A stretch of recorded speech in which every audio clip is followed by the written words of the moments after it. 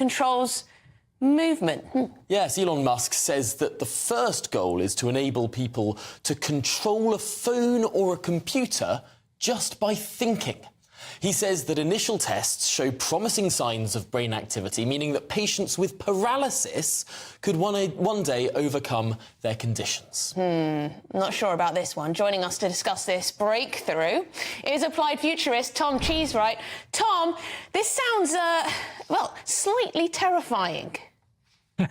I certainly think a lot of people will be thinking this is something out of a sci-fi horror rather than reality. But this is a technology that's been a long time coming. We've been developing direct brain-computer interfaces for a long time, mostly for the sort of therapeutic reasons that are the initial goal, at least, of Elon Musk's Neuralink, to allow people who are perhaps quadriplegic to have direct control via their brains of initially a smartphone and maybe ultimately artificial limbs or a wheelchair. It does seem fascinating how quickly this technology is moving on. I saw demonstrations perhaps a year or two ago of people playing a very simple Pong game just by thinking, moving sort of one line on a screen up and down. This seems like potentially there has been a breakthrough that means far more complex things can be controlled just by thinking. Well, there's lots of different aspects to this technology. The initial attempts to interface with the brain used actually quite thick prongs almost that went into the brain, and they were quite solid, and so if the brain moved, they could potentially cause damage. I'm Christopher Hope. And I'm Gloria Di Piero, bringing you PMQ's Live here on GB News. Every Wednesday, we'll bring you live coverage of Prime Minister's questions when Rishi Sunak and Sir Keir Starmer go head-to-head in the House of Commons. We'll be asking our viewers and listeners to submit the questions that they would like to put to the Prime Minister, and we'll put that to our panel of top politicians in our Westminster studio. That's PMQ's Live here on GB News, Britain's election channel.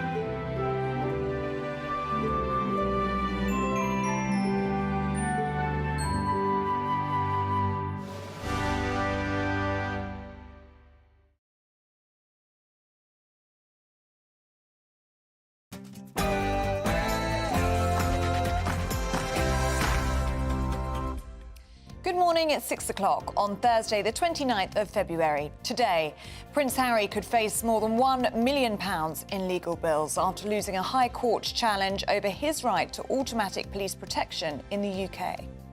Actually, about trying to change people's minds. It's about trying to intimidate them, and that's not okay. Politicians express concern over their safety as the Prime Minister vows to crack down on mob rules.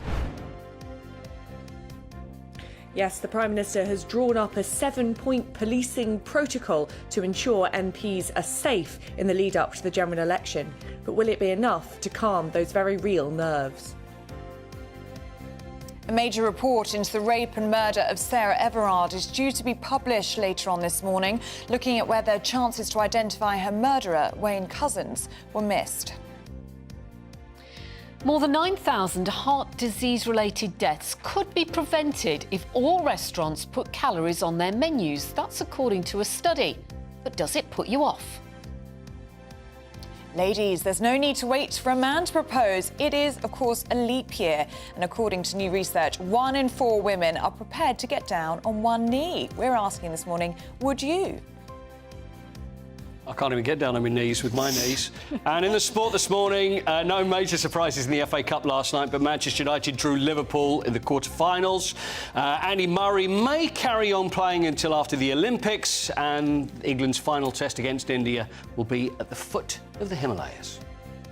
Good morning. It will feel much chillier by the end of the day, and there is a chance of some snow for some of us tomorrow. You can find out all the details with me a little later on. I'm Ellie Costello. Good morning, I'm Pip Thompson and this is Breakfast on GB News.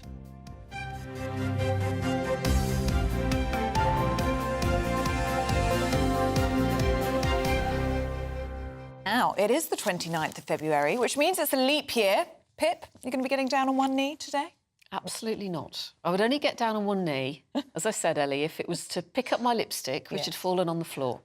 Paul's already said that he can't even get down on one knee. Which gave me a giggle at 6 o'clock in the morning. Oh, dear. But there are going to be women doing it. Apparently 1 in 4 women would get down on one knee and propose to their other half. Would that be you? It's just like Monica and Chandler in Friends, isn't it? When she proposed to him in the apartment. Oh. You'll know what I'm talking about if you're a Friends fan. Nothing wrong with it. Yep. Go for it. Oh, yeah, no, it wouldn't be me, though. I wouldn't be doing that. Well, you already got a ring on your finger, missus. I don't need to worry about that, but I wouldn't be getting down on one knee for anybody. But let us know what you think at home. Are you a woman who's perhaps waiting on a ring? Are you going to put things into your own hands today? Let us know what you think. gbviews@gbnews.com. Now to our top story this morning. And Prince Harry is set to appeal a High Court ruling that found the government had acted lawfully when revoking his right to automatic police protection in the UK.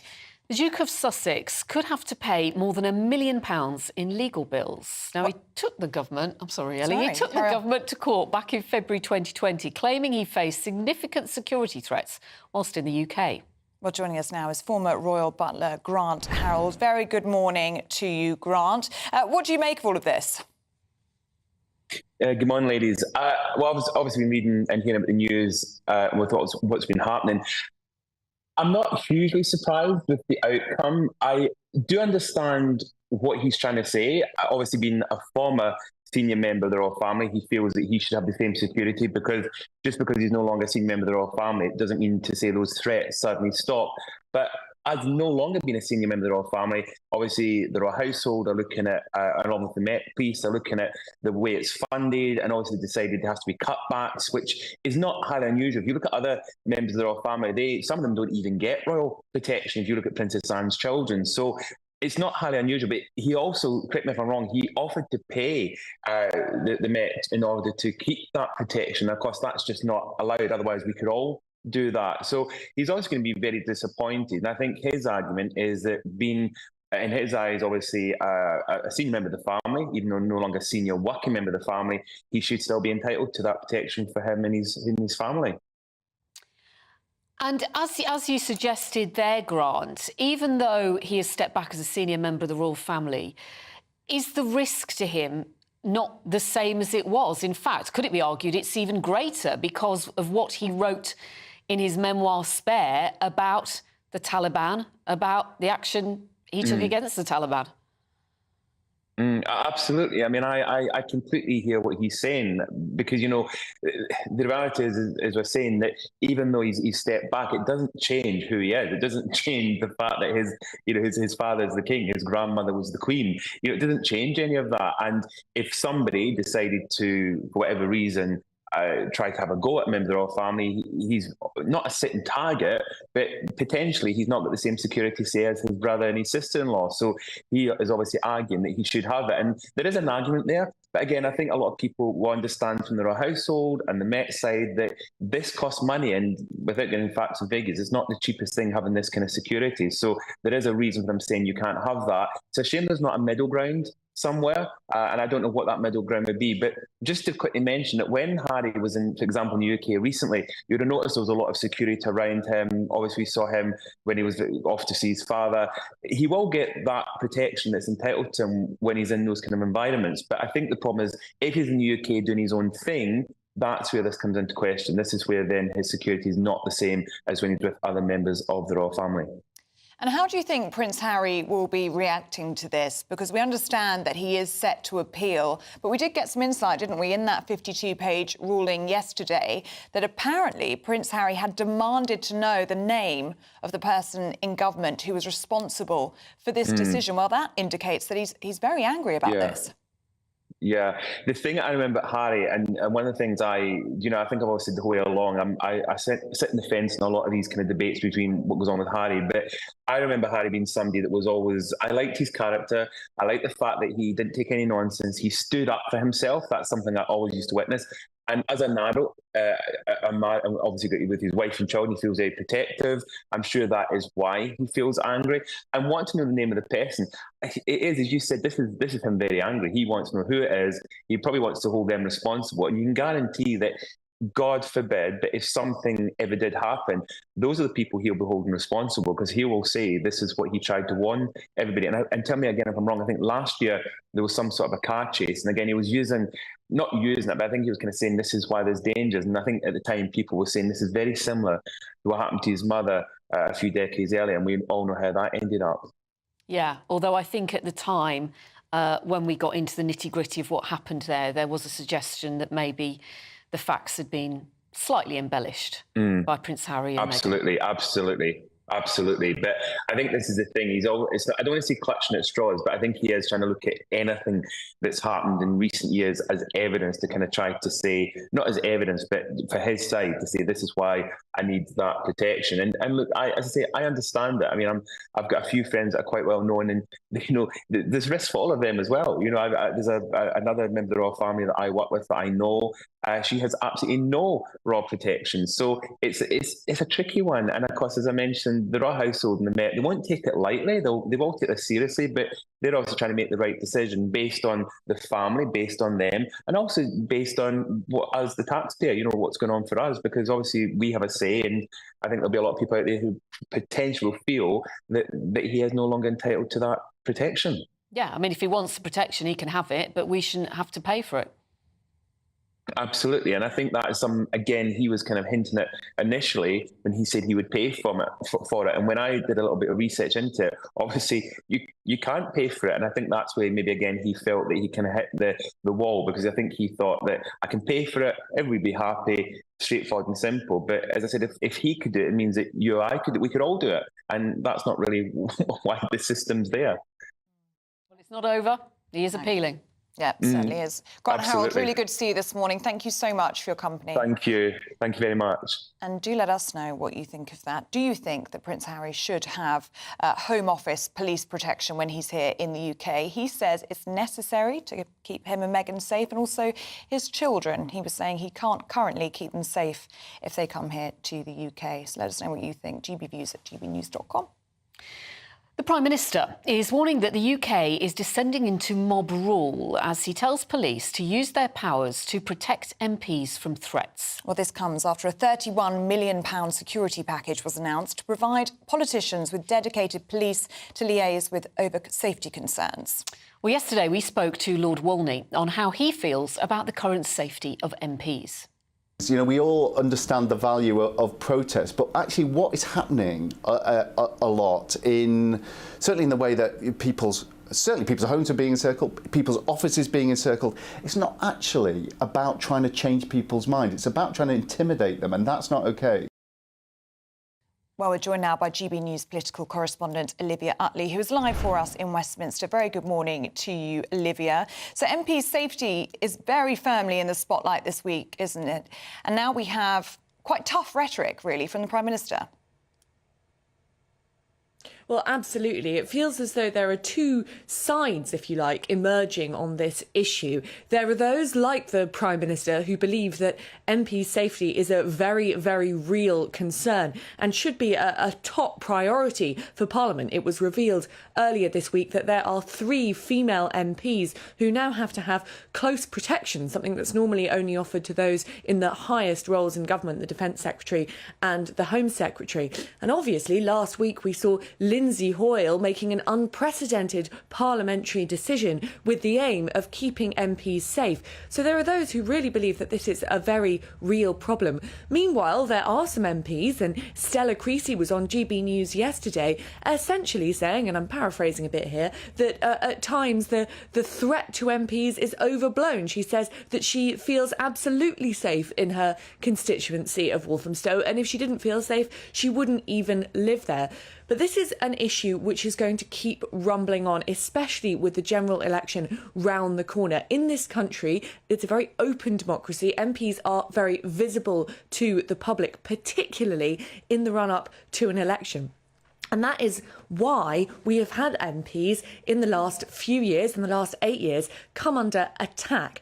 So this is something which the Prime Minister will be talking a lot about. Right now, what he's done is he's pledged £31 million package towards MPs' security, and he's introduced a 7-point policing plan. One of the measures in that plan is that MPs will get a named police officer who they can speak to about their security concerns. Interestingly, another issue which the Prime Minister has raised here is essentially he's been reminding the police of the powers that they already have. He's told them that they have adequate powers under an Act, 2001 Criminal Act, to go to protest at MPs' houses and to break them up. So this isn't just about throwing more money at the problem, it's also about telling police exactly what they should be doing. I think that over the next few months, we're likely to see some tension between the government and the police over MP safety. We saw something similar over those Palestinian protests when Suella Braverman, the then Home Secretary, had to remind police of their powers. And I think we're going to see something similar again in the run-up to the election. This issue is very, very much in the spotlight, and there are plenty of MPs who are deeply concerned, as the scenes that we saw in the House of Commons last week prove. And I think it's the Tory MP Mike Freer, isn't it, that says he wears a stamp vest when he is out working as an MP. But there are some groups, such as Amnesty, I think it is Amnesty International today, that is saying the Prime Minister is wildly exaggerating the issue. Well, exactly. And I think that's the divide that we're seeing emerging just in recent days and weeks, really.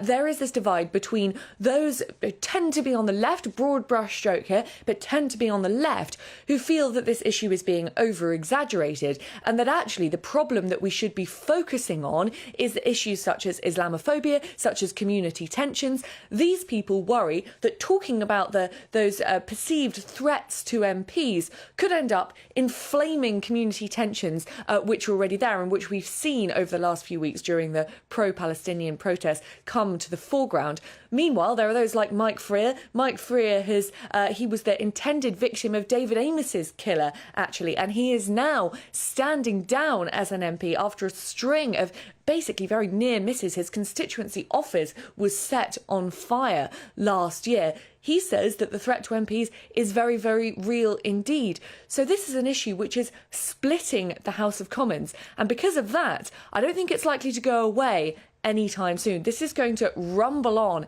and potentially it could get pretty toxic before the general election. Political correspondent Olivia Utley, thank you. Now, a major report into the rape and murder of Sarah Everard by a serving Metropolitan Police officer is due to be published this morning. It's part of a public inquiry which has been looking at whether chances to identify her murderer, Wayne Couzens, as a danger to women before he attacked her, whether those chances were missed. Well, the former Met police officer was given a whole life term for her murder. GB News' Home and Security editor Mark White reports. It was a horrific, senseless crime that sparked widespread revulsion and fueled a nationwide debate on women's safety. The abduction, rape and murder of Sarah Everard was all the more shocking, given the man responsible should have been someone she could trust to keep her safe. The revelation that the killer, Wayne Couzens, was a serving police firearms officer plunged the Metropolitan Police into crisis, with serious questions over whether the force missed signs of earlier offending behaviour. That crisis intensified in the autumn of 2021 with the arrest and then subsequent conviction of another Metropolitan Police officer, David Carrick, a serial rapist who assaulted 12 separate women. Carrick was attached to the same armed unit as Wayne Couzens, responsible for guarding Westminster, Downing Street and other highly sensitive sites. Like Couzens, Carrick had a history of complaints, in his case dating back 20 years, but he still passed multiple vetting checks. I look back on my time within the Met, and it was over 30 odd years, and there wasn't anything like this going on at all, nothing. So something has clearly changed. Something has gone wrong with the recruitment, the training, the vetting, the supervision of police officers within policing and within the Met. So fundamentally, there's something gone wrong with the Met structure and how officers are looked at. Do you know where Sarah is? No.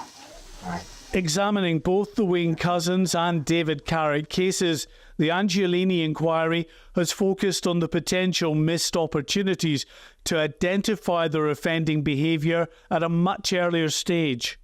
For Couzens, that included incidents of indecent exposure in Kent in 2015 and again in the months before Sarah Everard's murder. David Carrick joined the Met Police in 2001. He was later investigated over an allegation of domestic abuse in 2002. Despite this and a string of multiple other complaints against him, he was recertified to remain as an armed police officer. Without doubt, the Angiolini report will make very uncomfortable reading for the Metropolitan Police and the service as a whole.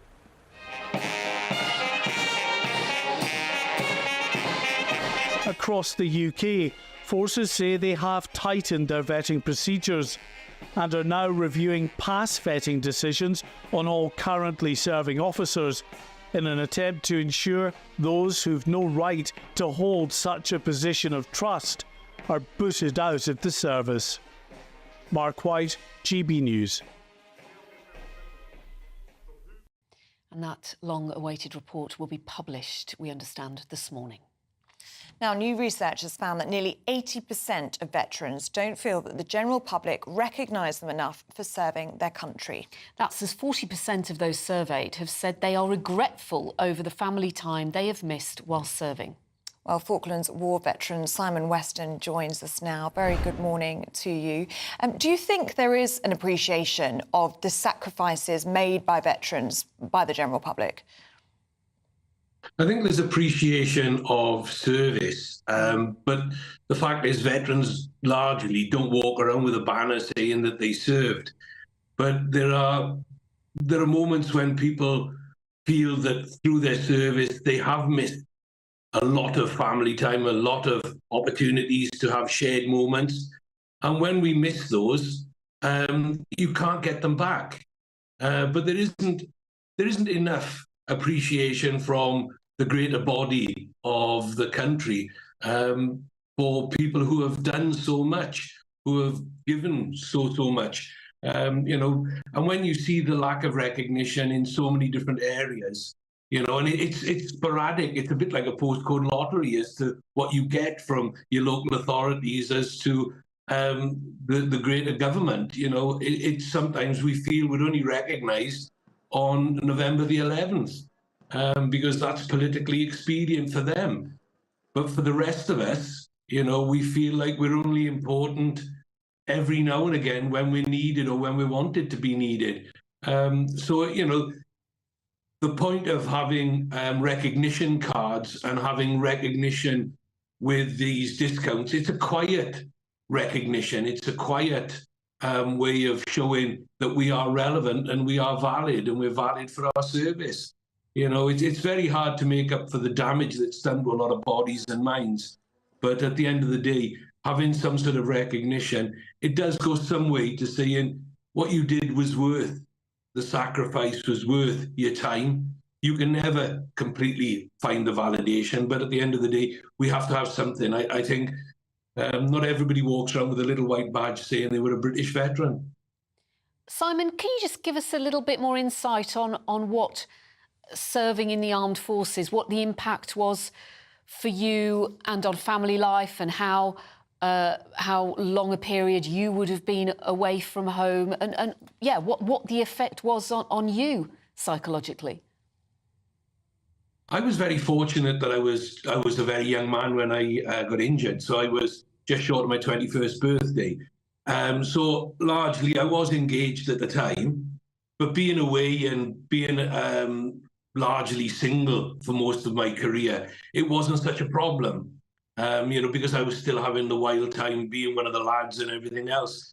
My time away from people came from being in hospital for so many years, because I spent so many years with reconstructive surgery and infection and all the problems that came with the burns and plastics world, where your skin fell off.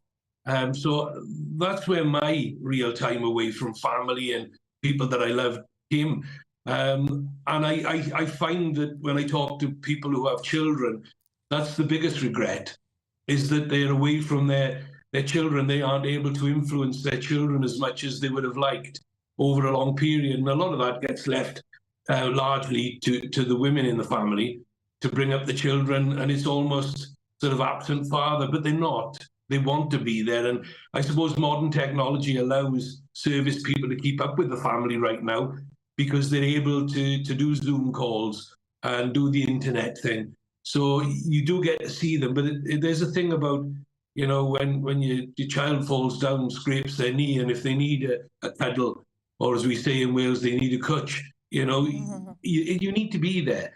And it's also when they've done well in sport or done well in school, and you want to be able to recognise that and praise them when they need praising and chastise when they need that as well. There's so much to being involved, and veterans sacrifice all that, and they do it willingly, but they do it without sometimes a lot of recognition, and they certainly don't get paid a great deal. The pay scales in the military are woefully inadequate compared to other areas of active service in the civilian protectorate. So being able to be recognised and to be acknowledged and to find your validation in just the recognition of these veterans cards that are out there is absolutely so important, because people find that they're valued, they're relevant, and if you look in life, most people who feel like they're not achieving a great deal is because they've not really discovered their relevance, or they haven't been made relevant by the people who employ them. And this is about the aftermath, really. Veterans can, people who serve can get cards, but people who've left, and you see all these men marching on TV right now with their medals and their uniforms, and they're standing so straight and so proud. And you look at the ages of a lot of them, they're proud to have done what they've done. But at the end of the day, we would like to be acknowledged. We're not looking for huge parades and to be clapped and cheered every time we walk into a room. Would you like that recognition to take, Simon? It's just a simple acknowledgement from the authorities. People have been promised so much since they closed the hospitals even. We were promised, you will be right at the top of the tree to be treated for whatever ailments you have. Because we used to have military hospitals. We no longer have them. So we don't get priority. We don't get looked at with a special eye when you're ill, when you're injured, when you have a problem. And I know these to be a fact. I was in hospital just before Christmas, and I was in a waiting room till 3 o'clock in the morning just to even get a bed, and that was in a toilet.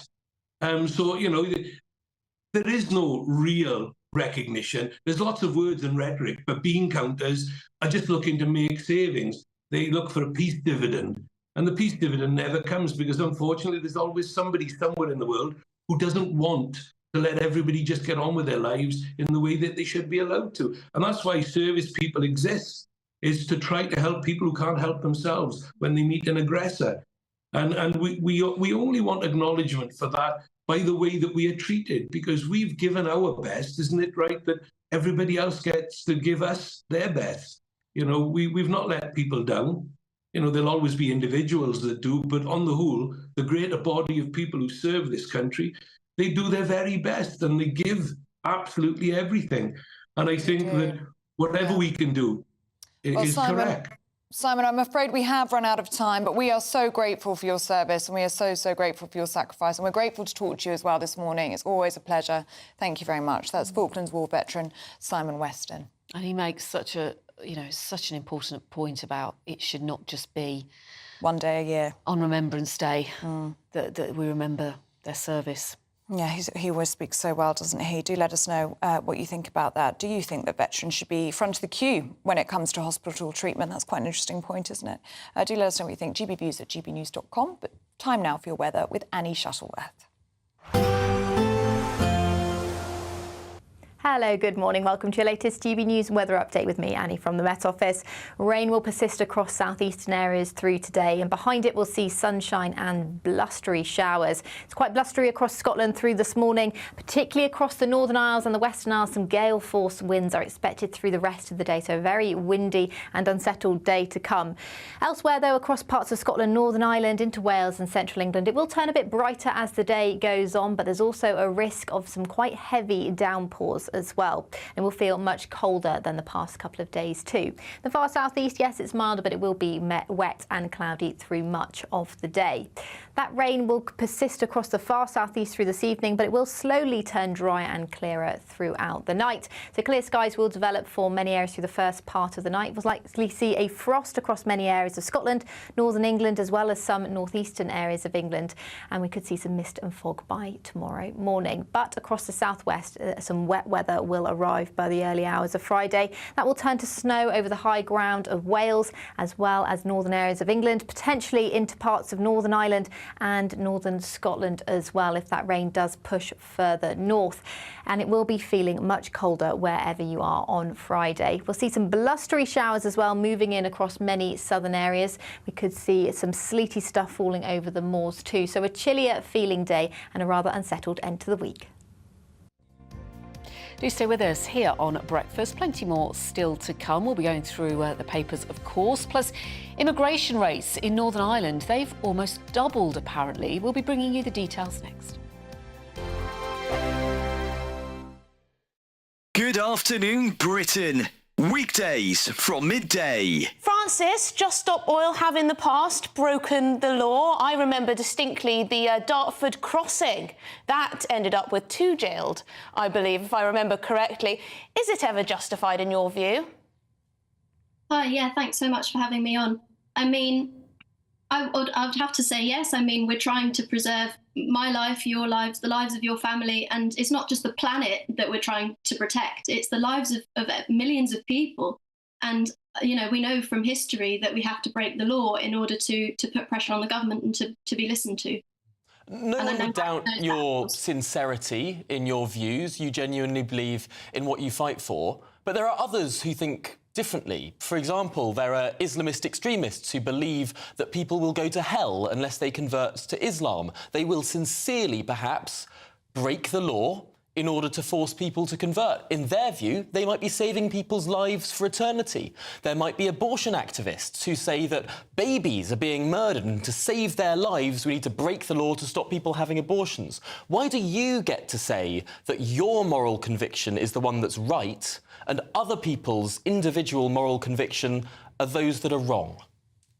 So what's really integral to the Just Stop Oil campaign is the fact that it is a non-violent campaign. That's what separates us from the examples that you've just given. We're absolutely dedicated non-violence, both as a tactic and as a principle. So though we might be breaking the law... If individuals take it upon themselves to break the law for whatever their course is, surely the way that we decide what society wants in general is democratic and within the law.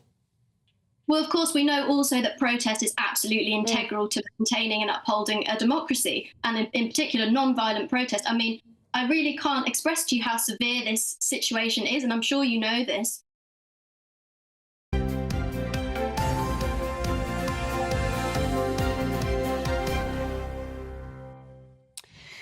Welcome back to Breakfast with Ellie Costello and Pip Thompson. Now, there's a major search continuing this morning in the English Channel with reports that at least 3 bodies have been pulled from the water. Well, the migration issue is also a big topic in Northern Ireland, where the immigration rate has doubled over the last decade, which has started to cause tensions within the community there.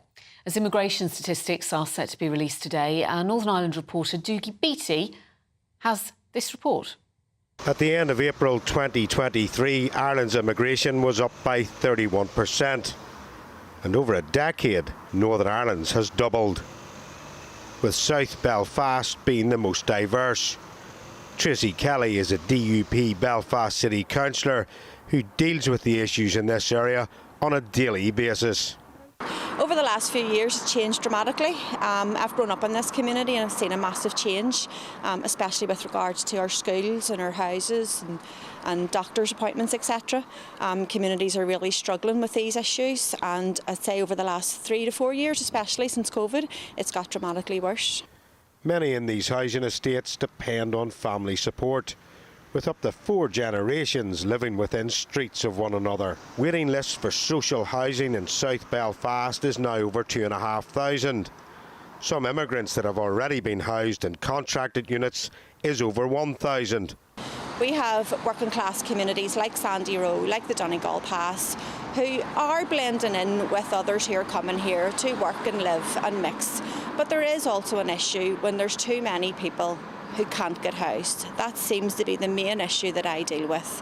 When people in their own community who've been born and reared here have to move away because there's a lack of housing, that causes a wee bit of resentment, and unfortunately sometimes that resentment is going to people who have migrated here.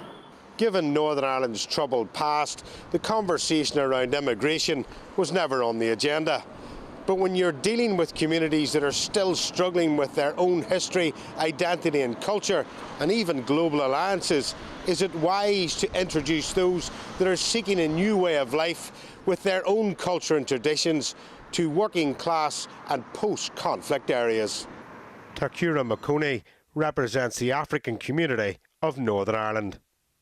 I would presume mostly 99% of asylum seekers or migrants and refugees coming to this part of the world would have very little knowledge about the internal dynamics in Northern Ireland. So you find out it's almost like you're thrown in the deep water.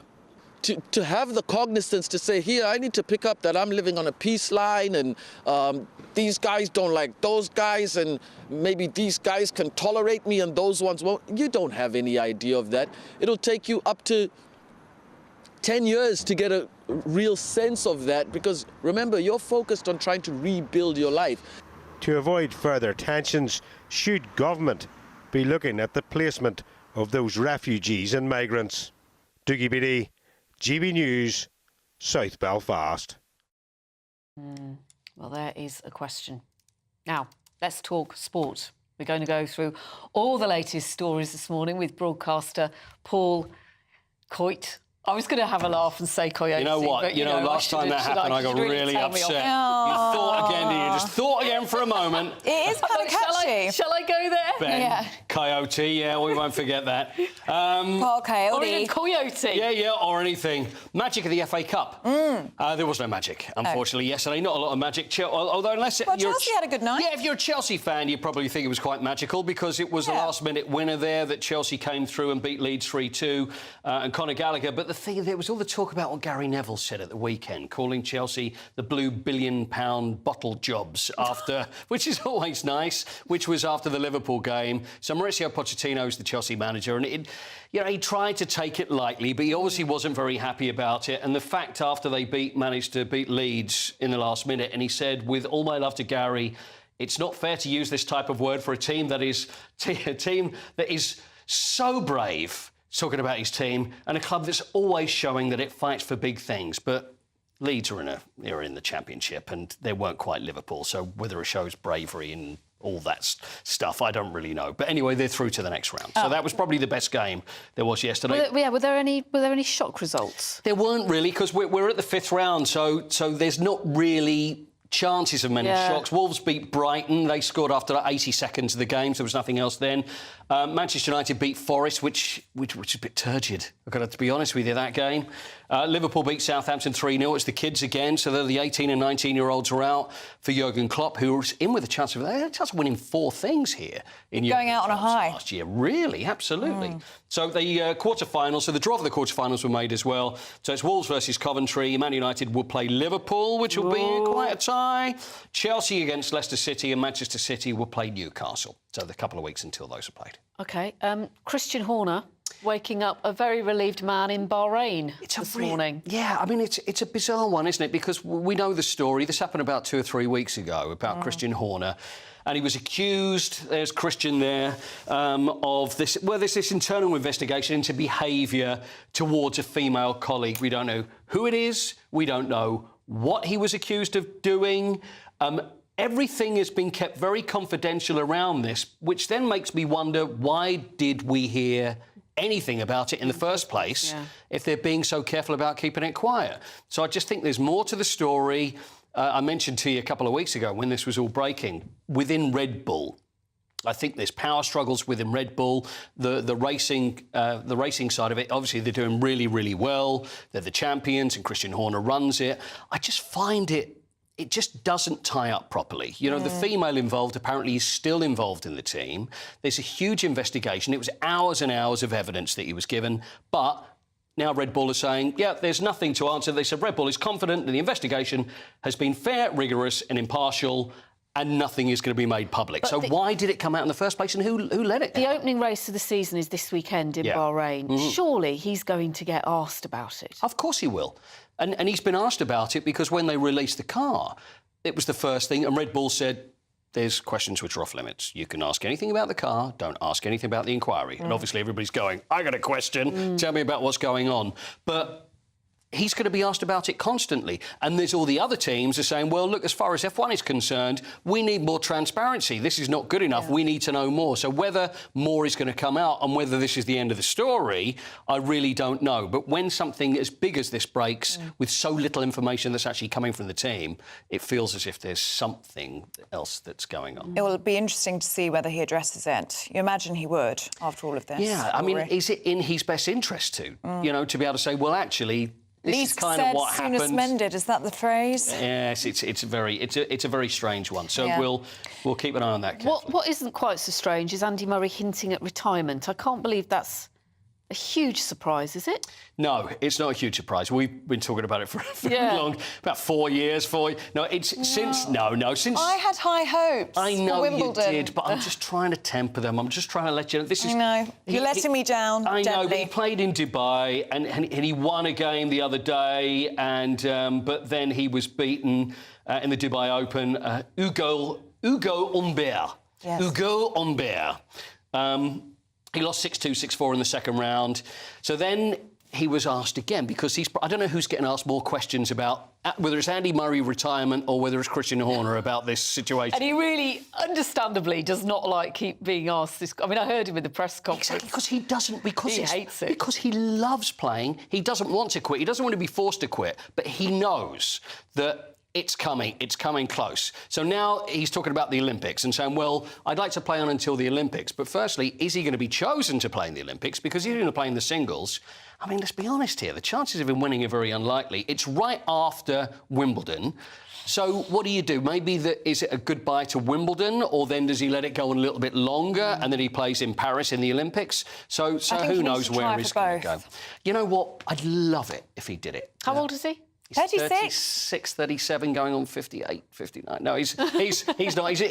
He's still quite young. You can play till he's 40, right? Well, I mean, we look at people like Federer that's playing till 40, and then we look at Djokovic, who's just about the same age. But it's, you know, any sports person I've spoken to, and they know, their brain says one thing, but the body is often saying, you know what, I can't continue to play. Yeah. But that's why I've decided to give up playing professional tennis as well. Because I decided that. No, it's your knees. It's my knees. Yeah, that's the problem. Yeah. But I'm still praying for a revival. We've seen it before.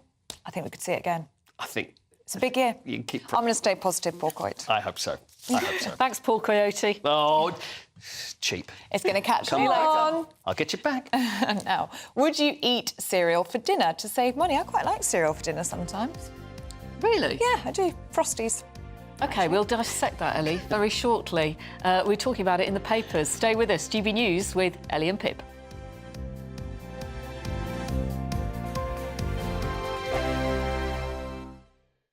Farage, Monday to Thursday from 7 p.m.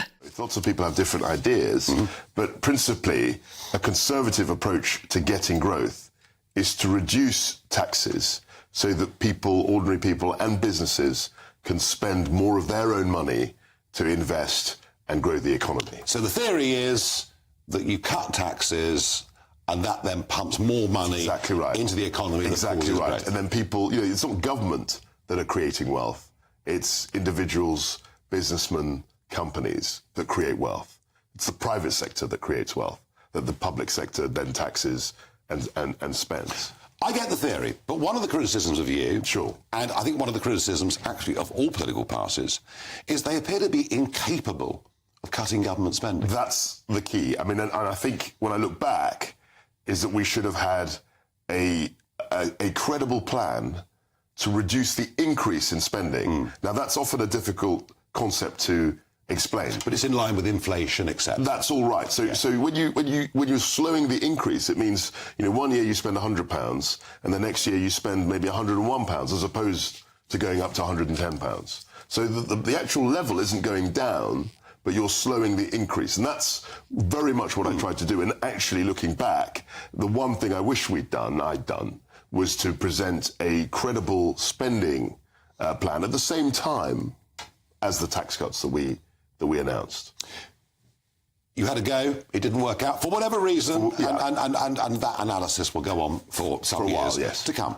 We have Jeremy Hunt there as Chancellor now, hinting quite strongly now there won't be any tax cuts, but the truth of it is, under 14 years of Conservatives, for a variety of reasons, the tax burden has risen. That's right. To the highest since the Attlee government, way back in 80 years, 70 1951, years, whatever right. it is.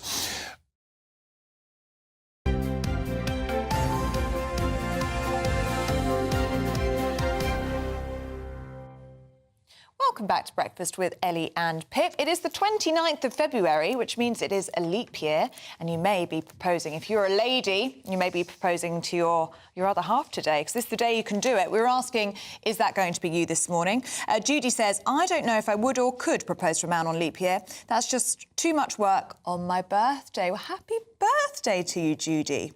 And do you count your birthday every 4 years? Because that would keep you very young, wouldn't it? Very young. That's the way to do it, Judy. Let us know if you do that. You'd end up being a baby. You'd be about, what would you be, like 16 or something? Yeah, that's the way to do it. Ian, this is lovely. Good morning. I said to the lady of my dreams, if you don't propose to me today, you will have to wait another 4 years. We will be celebrating our 44th year of marriage this August. Well, congratulations, Ian. That is amazing, 44 years. Helen in Derby agrees with us. She says, no way would I propose, let alone get down on one knee. Never. She says, I'm already married and my husband was the one who proposed. Call me old-fashioned, but I believe chivalry should still exist. Exactly. I think the same. I think one of the only things that men have to do right in this world is propose. And propose Did your properly. fiancé get down on one knee? He did. Then we had nice music playing. How long did he have to stay down there? He had a little speech prepared. I was quite impressed. I was like, this is nice. And I'll have everybody know, I said yes before I saw the ring. Thank goodness now that's for impressive. that, Ellie. That's impressive. Well done. And then I had a bit of a panic. I was like, oh no, what if it's a horrible ring? But it wasn't, so it's fine. What? And then you would have said no. And I was like, can't take it back, can you? But no, it was all wonderful. But yes, let us know. Would you propose on a leap year? Would you like to be proposed to if you're a man? Let us know. gbviews@gbnews.com. Let's take a look at some of the newspaper front pages. The Mail leads with Rishi Sunak telling police chiefs to get tough with protesters imposing mob rule in Britain amid a growing row over pro-Palestine marches. In the largest review to date of ultra-processed foods, warns of 32 damaging effects. That's the headline on the front of The Guardian. The Telegraph leads with Jeremy Hunt considering scrapping non-dom status to fund tax cuts for millions. And The Mirror leads with a warning from the shadow chancellor saying that if Labour wins the next election, it will inherit the worst economic challenge since the Second World War. Well, joining us to go through what's making the news this morning is Deputy Editor of Spite, Fraser Myers, and GP and medical writer Dr Renee Honderkamp. Really good to see you both this morning. Fraser, let's start with this story on the front page of The Guardian, shall we? This caught my eye this morning. Overseas student numbers drop. Perhaps not a surprise. Not a big surprise, given that the government has been tightening the rules on student visas. Now, you know, we all love to see international students come here. It's great that young people come and experience the UK, and it's great for young British people to go abroad. I think, you know, travel broadens the mind. But I think it's been a bit of an open secret in recent years that universities are running something of a Ponzi scheme, or people are really buying a visa rather than an education a lot of the time when they're coming from abroad. There was a huge number of people in the past couple of years bringing dependents. Now, most students do not want their families anywhere near them when they attend university. Mature students would, though? Mature students might, but there's, you know, a large number, a much larger number of than would seem normal. And so there has been a crackdown, and now we're seeing the results of that with a drop in 33%, which is actually a very, very big drop. As you'd expect, universities are coming out. They're very angry about this, but that's because they get their money from, you know, foreign students. Some universities will charge up to £22,000 a year to foreign students, to overseas students, whereas they're only allowed to charge just above £9,000 to a British-born student. And that's had all kinds of distorting effects on education. I mean, The Times a couple of weeks ago ran stories about how universities were essentially, you know, letting in foreign students on grades with D and things like that, you know, sometimes not even giving them any conditions on the offer, where British students would be expected to get all A's.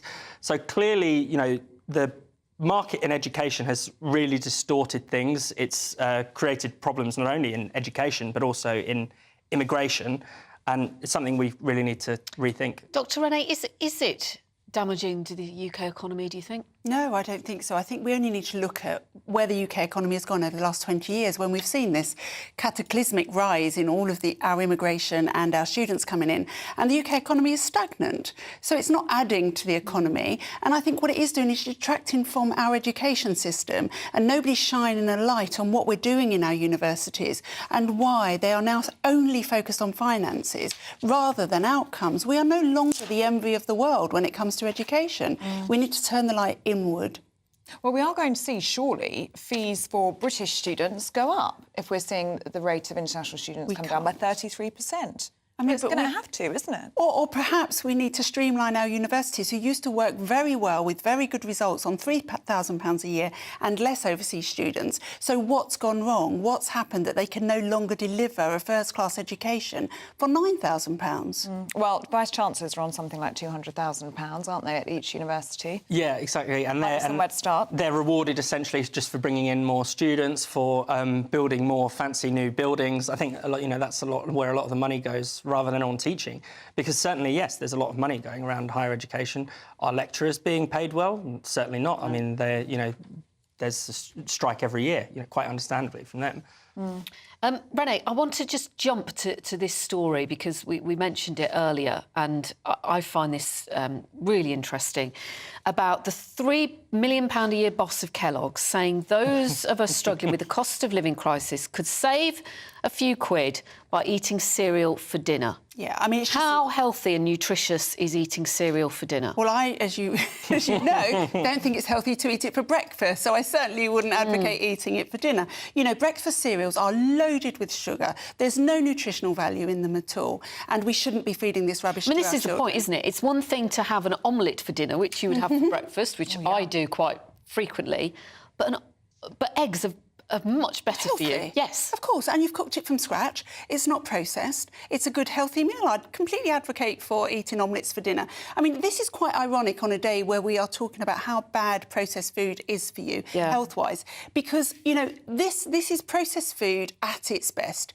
These boxes are designed to entice children in, to encourage them to have a sweet tooth and to feed them nothing which benefits their body. What an insult from a man who has made billions from harming people's health. I'm disgusted by it, I really am. Well, he's just trying to sell a few more Kellogg's cornflakes, isn't he? So, you know, getting people to eat them for dinner as well as breakfast. He has a point, though, doesn't he? I mean, it is cheap, isn't it? If you're looking for a cheap meal that fills a hole. Cereal is that, right? I don't think it fills a hole. That's the it's not filling, is it? It's not filling, and all of the research shows us actually that protein fills you up for longer and better ahead of carbs. So, you know, you can give children protein instead of Kellogg's, or you could cook them an omelette, which is solid protein, or you could even actually just give them something like, you know, some salad and some avocado with a bit of fish. Now, these things sound like they're expensive. Well, avocado's not cheap. They're not cheap, but if you buy things over a period of time and then divide them up, then a meal can be quite cheap. But, you know, I just think that we're relying on porridge. We talked about porridge. If you're going to give them anything, give them some plain porridge if you want to give them a cereal for dinner.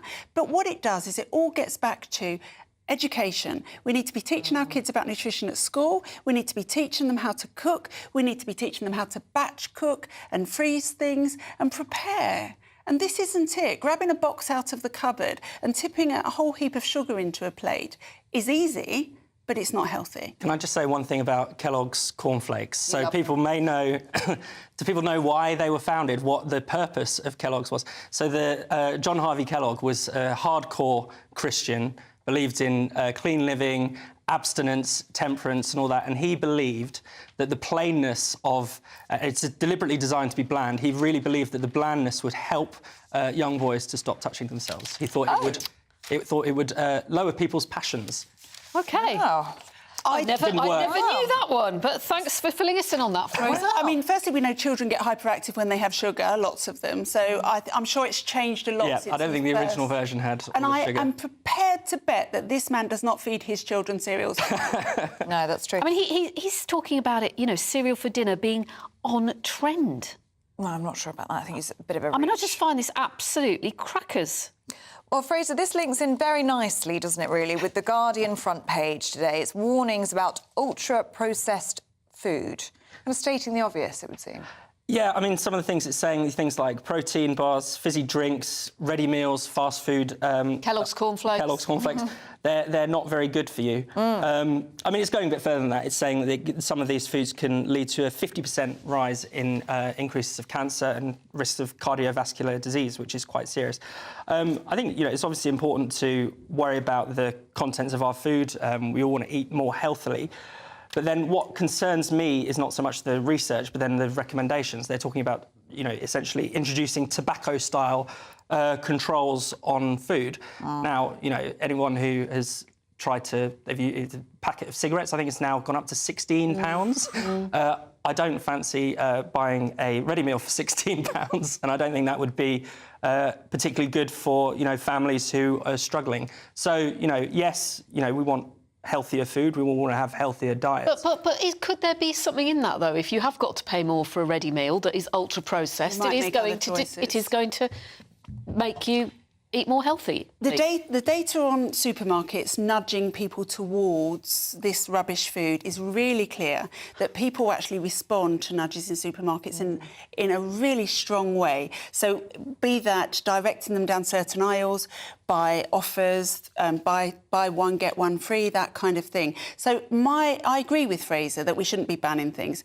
but maybe what we should be doing is nudging people towards healthy food. So buy 2 avocados and get one free, you know. So, expensive avocados. But all of this has to come back to educating. If somebody doesn't know how to cook an omelette, and I know that sounds trite, but lots of these kids won't know how to cook an omelette, we need to teach them. Is that schools or is that parenting? It's both. We used to have, you know, home economics at school. You know, when I was a girl, which was many centuries ago, we had home economics and we were taught how to cook. We need to be doing that. It's no good having lessons where we tell them about the nutrition of food. It needs to be practical. This is how you do this, you know, and this is why ultra-processed food is bad. And this isn't a surprise, this story, to me. There's already been good data to show that even if you factor out that people who eat ultra-processed food may also do other things like smoking and drinking and not exercise, even when you take that into account, ultra-processed food eating has a linear relationship with cancer rates.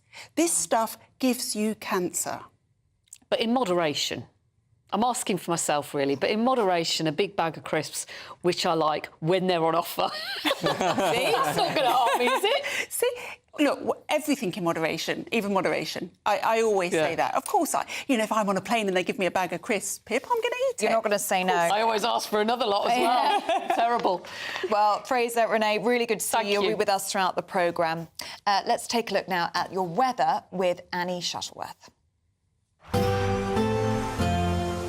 A brighter outlook with Box Solar, sponsors of weather on GB News. Hello, good morning. Welcome to your latest GB News weather update with me, Annie, from the Met Office. Rain will persist across southeastern areas through today, and behind it we'll see sunshine and blustery showers. It's quite blustery across Scotland through this morning, particularly across the Northern Isles and the Western Isles. Some gale-force winds are expected through the rest of the day, so a very windy and unsettled day to come. Elsewhere, though, across parts of Scotland, Northern Ireland into Wales and central England, it will turn a bit brighter as the day goes on, but there's also a risk of some quite heavy downpours as well, and will feel much colder than the past couple of days too. The far southeast, yes, it's milder, but it will be wet and cloudy through much of the day. That rain will persist across the far southeast through this evening, but it will slowly turn drier and clearer throughout the night. So clear skies will develop for many areas through the first part of the night. We'll likely see a frost across many areas of Scotland, northern England, as well as some northeastern areas of England, and we could see some mist and fog by tomorrow morning. But across the southwest, some wet weather will arrive by the early hours of Friday. That will turn to snow over the high ground of Wales, as well as northern areas of England, potentially into parts of Northern Ireland and northern Scotland as well, if that rain does push further north. And it will be feeling much colder wherever you are on Friday. We'll see some blustery showers as well moving in across many southern areas. We could see some sleety stuff falling over the moors too. So a chillier feeling day and a rather unsettled end to the week. That warm feeling inside from Boxed Boilers, sponsors of weather on GB News. In 2024, GB News is Britain's election channel. So join me, Tom Harwood, for the Rochdale by-election results. From midnight through to 6 a.m, we'll discover the twists and turns of the most unpredictable by-election in a long time. You should be celebrating. I slept during it, you know. And from 6 a.m. Friday, join Michael Portillo on GB News Breakfast for his take on the results. GB News, Britain's election channel.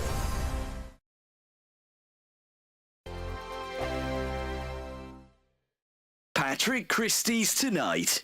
Weekdays from 9 p.m. Mike Freer joins me now. Mike, thank you very much for coming into the studio. Thank you for inviting me. Firstly, how are you?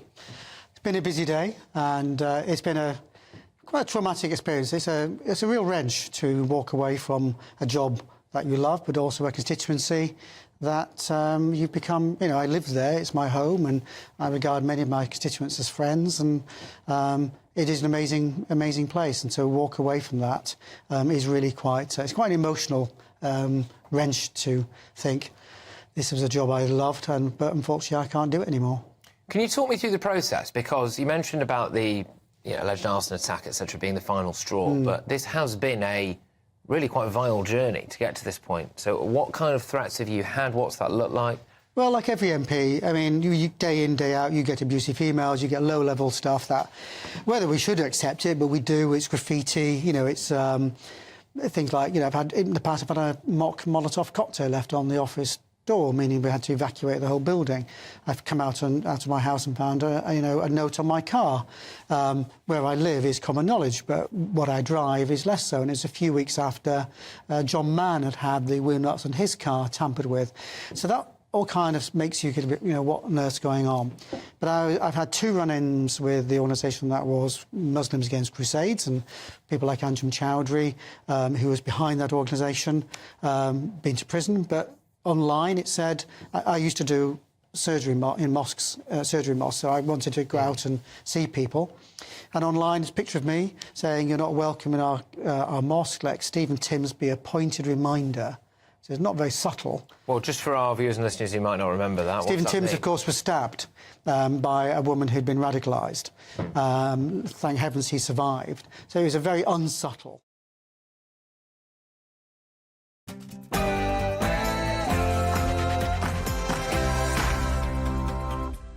Good morning, it's 7 o'clock on Thursday, the 29th of February. It's a leap year. Today, Prince Harry could face more than £1 million in legal bills after losing a High Court challenge over his right to automatic police protection in the UK.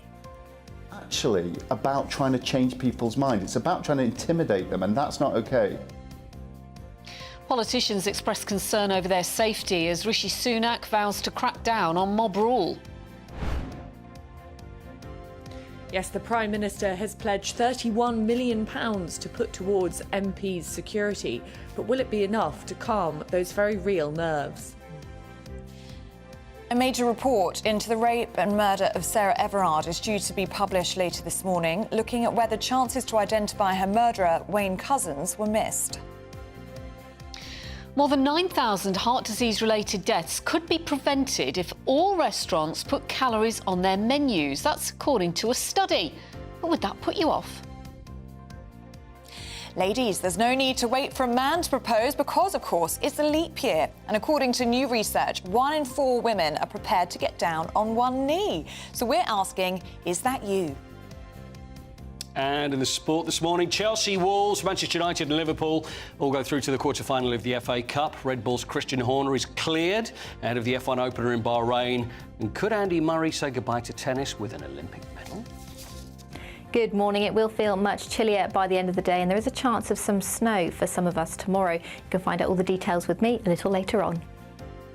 Good morning, I'm Ellie Costello. Good morning, I'm Pip Thompson, and this is Breakfast on GB News.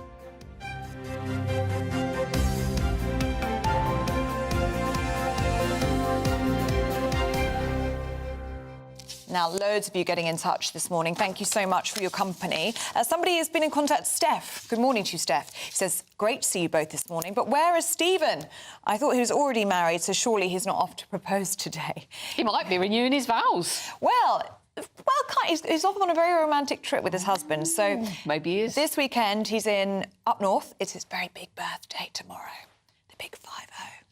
So he's up north with his family, and then he's going to Paris with his husband next week. So he's going to be very busy. I think he's got 2 weeks off work, but well-deserved. It's a nice break for him. I'm sure he's loving all that detail you've just... I don't think he minds. I don't think he minds, but happy birthday for tomorrow, Stephen. Yeah, happy birthday, Mr Dixon. Paul, you say, I'd like to wish my husband Alan a very happy birthday. He turns 14. Yes, he wrote this. 14 years old today.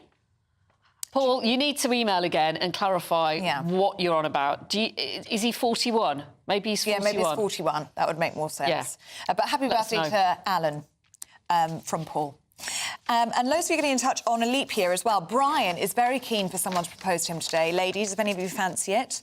29th of February. Of course, it's a leap year, so you can do that. Brian says he'd love it if a woman proposed to him. He says he's too single, so he'd really like a proposal. So there you go, ladies. Brian's up for it, if you are. Get in touch with us. We'll pass the messages on. We could matchmake this morning. That would be good, wouldn't it? Nice romantic. And loads of lovely emails coming in on veterans. Of course, new findings out today saying that many veterans, I think it's 2 in 3, feel as though they're not respected or appreciated enough for the sacrifices that they make. Bob in Spain says the UK should treat its veterans like the USA does, with the utmost respect. And Peter, good morning. You're in Cyprus, and you make a similar point, actually, where you say it's a shame we don't respect the sacrifices that veterans deserve. In the US, they still have military hospitals, and people are openly grateful for their service. Yes, Jack says they should have their own hospitals, houses, and a proper good pension, because that's something that Simon Weston was talking about, wasn't it? Was that actually the salaries. He says the salaries don't reflect the work and the sacrifices that our veterans make. Yeah. Well, thank you for all your thoughts this morning. Keep them coming in. gbviews@gbnews.com. Now, parents could be fined up to £160 for their children's unauthorised absences under new government regulations to combat truancy. Well, we're now joined by Schools Minister Damian Hinds. Very good morning to you, Mr Hinds. So tell us a bit more about these plans to improve attendance in schools. Well, you mentioned the changes in fixed penalty notices and making those consistent across the country, how they are deployed. That's one of half a dozen different things that we are doing today. We're halfway through the school year. It's a good time to take stock and refresh and go further with what we've been doing on attendance.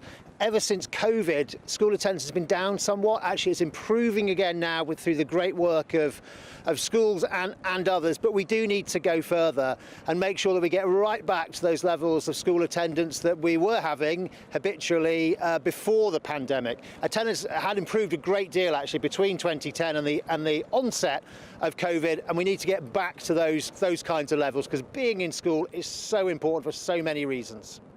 These fines, they're going up from £60 to £80, so up by £20 if they're paid within 21 days, and then they're going up by £40 from £120 to £160 if they're paid in 28 days. Now, this sounds like quite a punishment-based approach, and I'm wondering if that's the right way to do it, to punish people, because some people have very important reasons for missing school. It's not just because, you know, they're skipping it and having a laugh. There are some serious mental health issues going on amongst children since the pandemic. So just to be clear, the fines are not about that.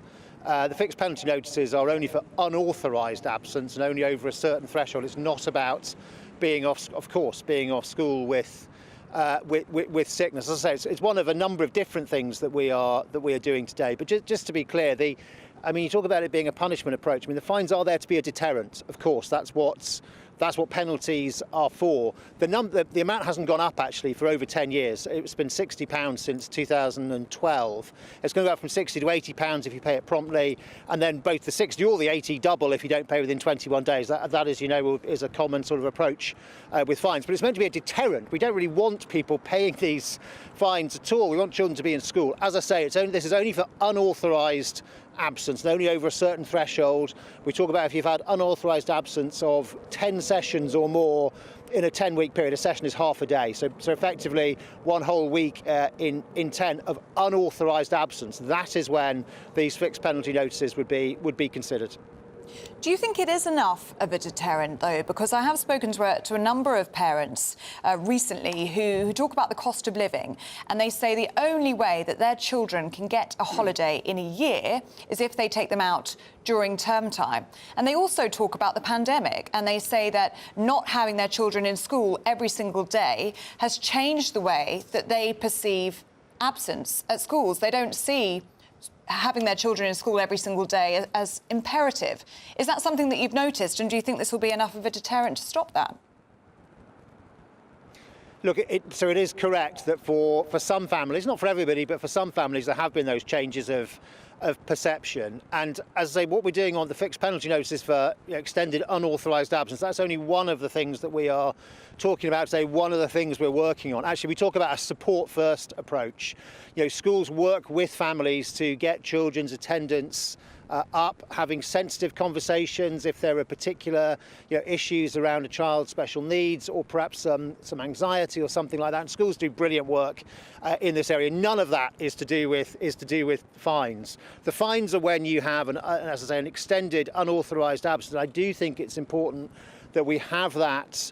That we have that there as a deterrent, because it is really important being in school. I hear what you say about, some say, oh well, COVID made us think, well, maybe it's not as important to be in every day. It is. There is absolutely a discernible effect on how children do at school, what they attain, and so on, even with relatively small amounts of absence. And then, of course, there's not being with your friends and taking part in the sport at school and all the extracurricular activities and all the other things that school involves. So, of course, every child at some point is going to be off school sick. That happens to any child during the course of their schooling. But it's this avoidable absence that we really, really want to work on and get our message out there that if you can be in school, absolutely you should be.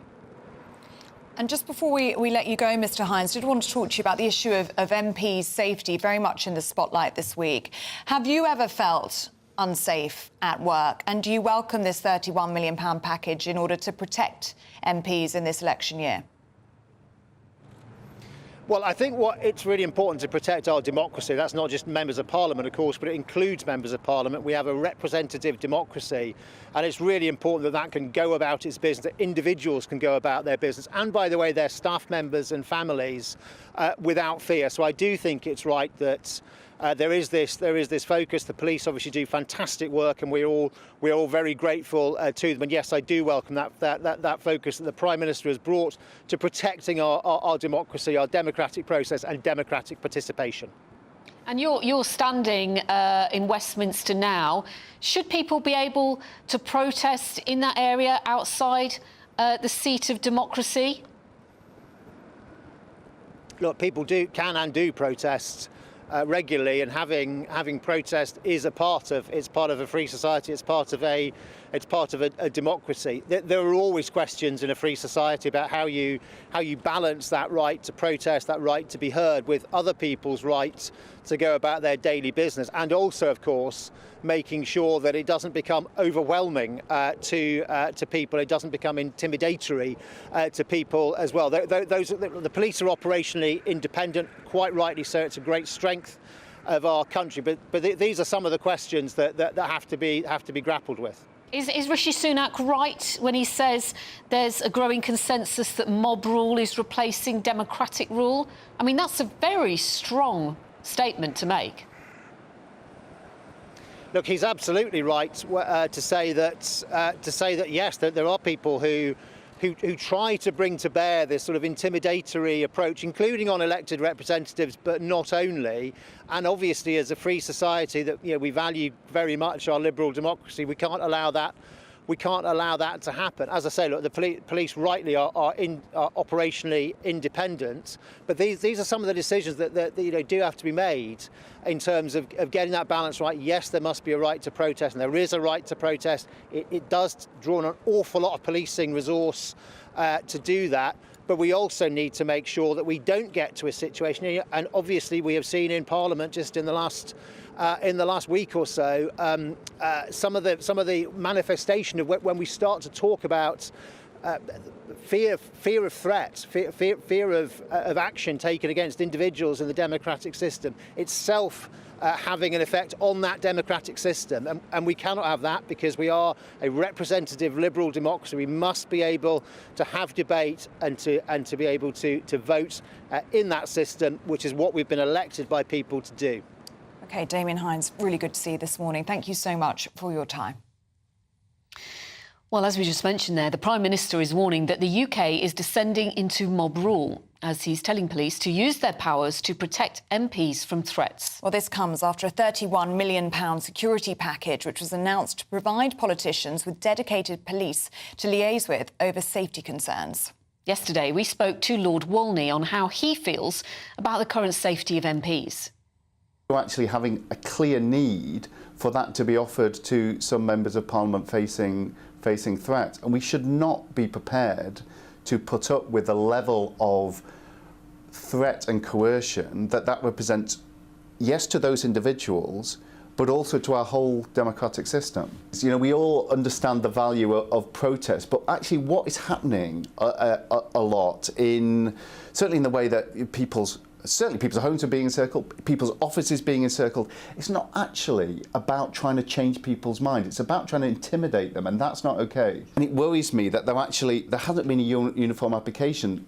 Too often, I think the police at the moment think we don't want to inflame the situation by warning people that unless they move on, they will be arrested. But actually, there also needs to be deterrent in there. People need to know what is acceptable and what crosses the line, and that isn't clear at the moment. One answer to that is to make the protest less threatening, because people are not making this up. You can see the level often of intimidation that is intended on this.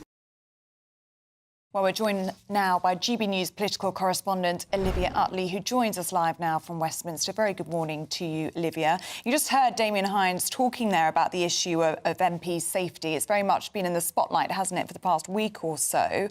And now we have this very tough rhetoric from the Prime Minister. Well, absolutely. We've got tough rhetoric from the Prime Minister, and there's money behind it too. There's a £31 million package that the PM is offering to support MP protection. He's also devised a 7-point policing plan whereby MPs will have a named police representative who they can talk to about any policing concerns. And he's told forces to make sure that adequate protection is in place for any events involving MPs leading up to the general election. One thing that I thought was very interesting about what the Prime Minister has been saying is I think there's a sort of thinly veiled tension between the government and the police about this. Quite a lot of the Prime Minister's tough rhetoric on this is about reminding the police of the powers that they already have. He's essentially nudging the police into making sure that protests outside an MP's house, for example, are broken down. He is having to remind them that that is considered intimidatory behaviour under the law. And I think that's something that we're going to see quite a lot in the months ahead. The government pushing pressure on the police to make sure that they are safe. Another issue here is there is a certain tension between MPs themselves on this issue. There are plenty of MPs, both Labour and Conservatives, who are deeply, deeply worried about the threat to their own security. Mike Freer, for example, Conservative MP for Barnet, is actually standing down at the next general election because of worries about his safety and the safety of his family. His constituency office was burnt down last year, and he was also the first intended victim of David Amos's killer. He is very worried about the threat to MPs and speaks out about it openly. Meanwhile, there are other MPs, Stella Creasy from Labour among them, but there are more too, who say that the worries about the threat to MPs are actually exaggerated. They think that actually Islamophobia, community tensions, is what the government should be concentrating on. And I think that too, that tension is going to become more and more apparent as we lead up to the general election. As Damien Hines said there, we in Britain have this sort of open representative democracy. MPs speak to their constituents every Friday. They have those constituency surgeries. And that's a great strength of the British democracy. But it also leaves our parliamentary representatives more open than others across the world to intimidatory tactics from those who might wish to harm them. So this issue is very, very serious, and it is only going to get more so as MPs become more and more visible on the campaign trail before this general election. Yeah, absolutely. Political correspondent Olivia Utley, thank you. And she mentioned the Tory MP Mike Freer there. And his comments are really interesting because he's saying, yes, more security, absolutely, we welcome it, but it's not actually going to tackle the root cause of why this is happening. Why do people feel emboldened to attack members of Parliament and demonstrate outside their homes and intimidate their families? Yeah, and he's stepping down at the next general election, isn't he, because of threats to his own safety, wearing a stab vest when he's out and about in his constituency. And I think his constituency office was actually set on fire a few months ago, so he's been through an awful lot. Do let us know what you think of that. gbviews@gbnews.com. A major report into the rape and murder of Sarah Everard by a serving police officer is due to be published this morning. Yes, it's part of a public inquiry which has been looking at whether chances to identify her murderer, Wayne Couzens, as a danger to women were missed.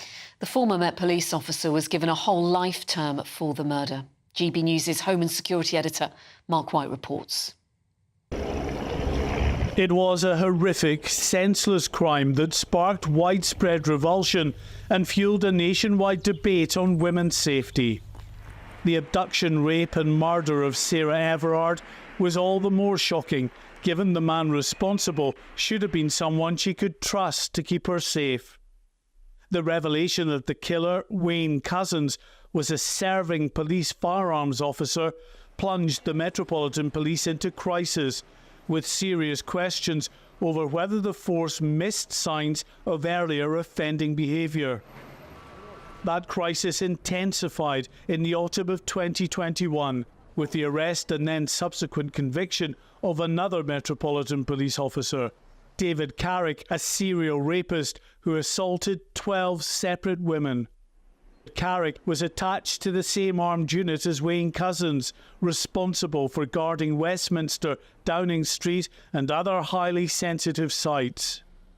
Like Couzens, Carrick had a history of complaints, in his case dating back 20 years, but he still passed multiple vetting checks.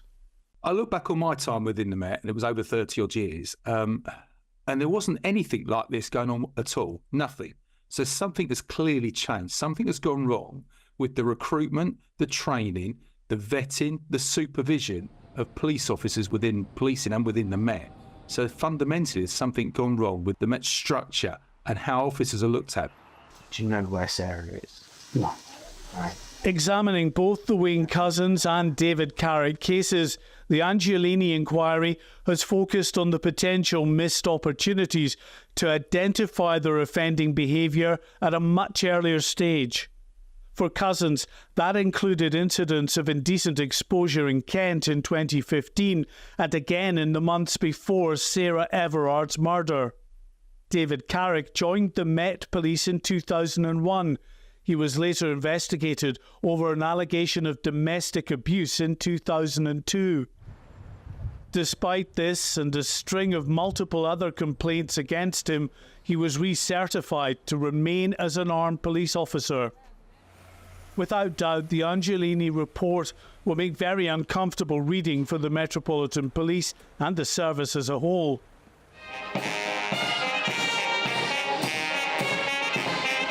Across the UK, forces say they have tightened their vetting procedures and are now reviewing past vetting decisions on all currently serving officers in an attempt to ensure those who've no right to hold such a position of trust are booted out of the service.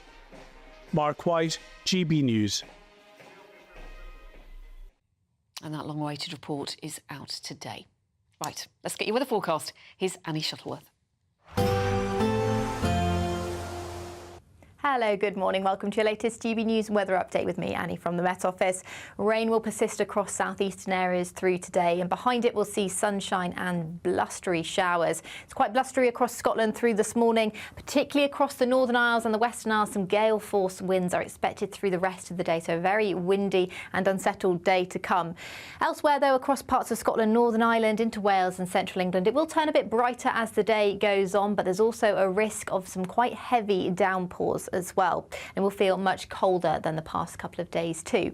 The far southeast, yes, it's milder, but it will be wet and cloudy through much of the day.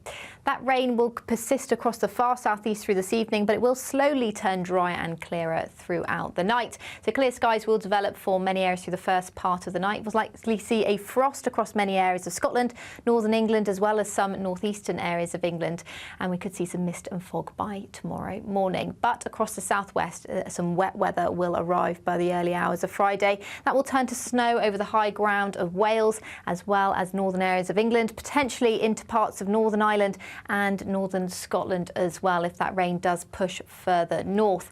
And it will be feeling much colder wherever you are on Friday. We'll see some blustery showers as well moving in across many southern areas. We could see some sleety stuff falling over the moors too. So a chillier feeling day and a rather unsettled end to the week.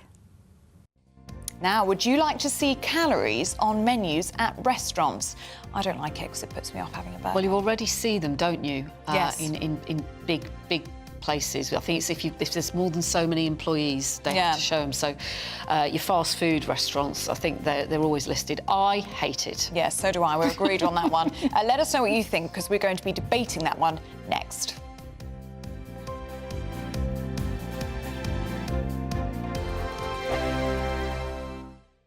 In the GB Newsroom, we bring you the news as it happens with our team of dedicated journalists across the UK. We're ready to give you accurate reporting every day.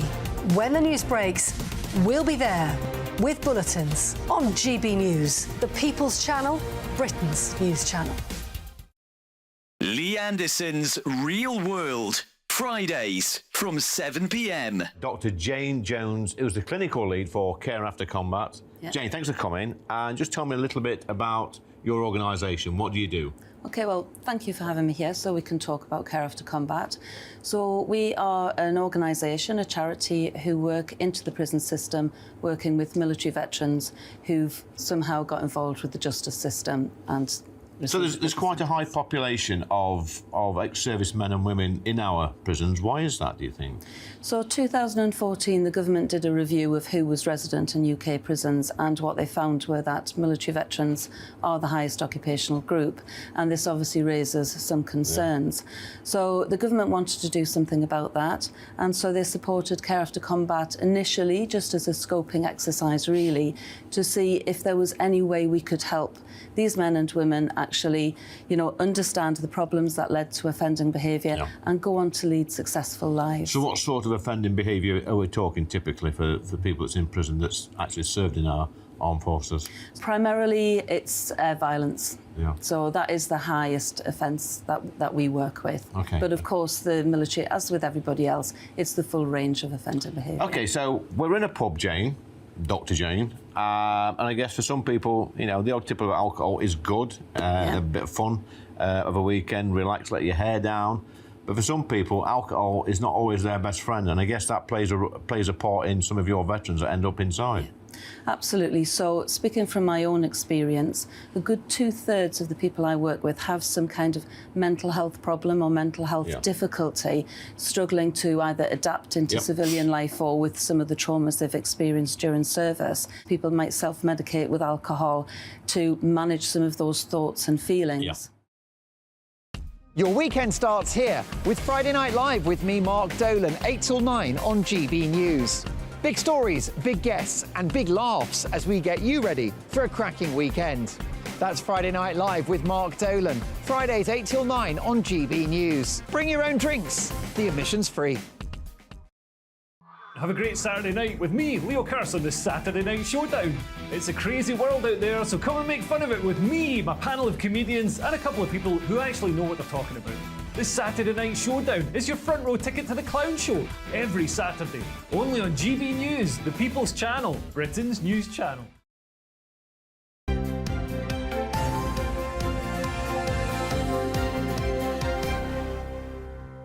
Welcome back to Breakfast with Ellie and Pip. And we'd like to start with an apology because we've been silly sausages this morning. It is, of course, the 29th of February, which means it's a leap year. And we were talking earlier, weren't we, about birthdays. If you're born on this day, would you just celebrate your birthday every 4 years, right? And you'd age a lot more slowly. So we actually said this. Yes, we did. And then not long after that, we read out an email from Paul wishing his husband Alan a very happy birthday, saying he turns 14. And we were like, huh? We're like, what are you on about? He must have that wrong.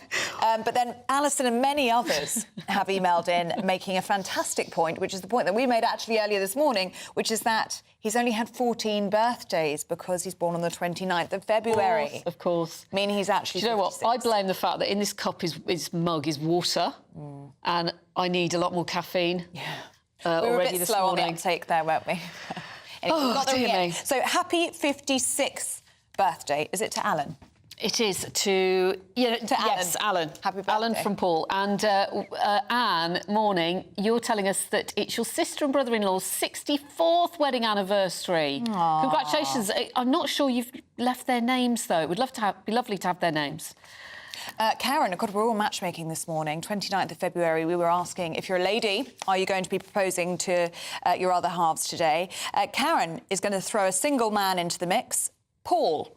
We need a picture of Paul, I think, Karen. Paul would like someone to propose to him today. He is single and says it would be nice to meet someone again. So Paul, and we had somebody else in earlier, men who are very up for a lady proposing to them today, so seize the opportunity. Yeah, and we also have a happy birthday mention to Anna, who is a very loyal viewer. Good morning to you, Anna, and many happy returns of the day. Ah, happy birthday to you. What a special birthday, the 29th of February. Yeah, it is, isn't it? Yeah, it certainly I wonder how many people are born on the 29th of I don't February. know. It's amazing. Yeah. Anyway. Now, do keep getting in touch, though. It's lovely to hear from you this morning. A new study has shown that more than 9,000 heart disease-related deaths could be prevented if all restaurants put calories on their menus. Now, currently, 25% of people in England are said to be obese, with scientists expecting the trend to worsen over time. Well, according to The Lancet, if all food outlets across the country cooperated with putting calories on their menus, it could reduce the number of people who live with the disease. Joining us to discuss this is Mental Health Ambassador Samantha Crilly, who says calories should not be on menus, and the former presenter of Fat Families, Steve Miller, who disagrees. Great to see you both.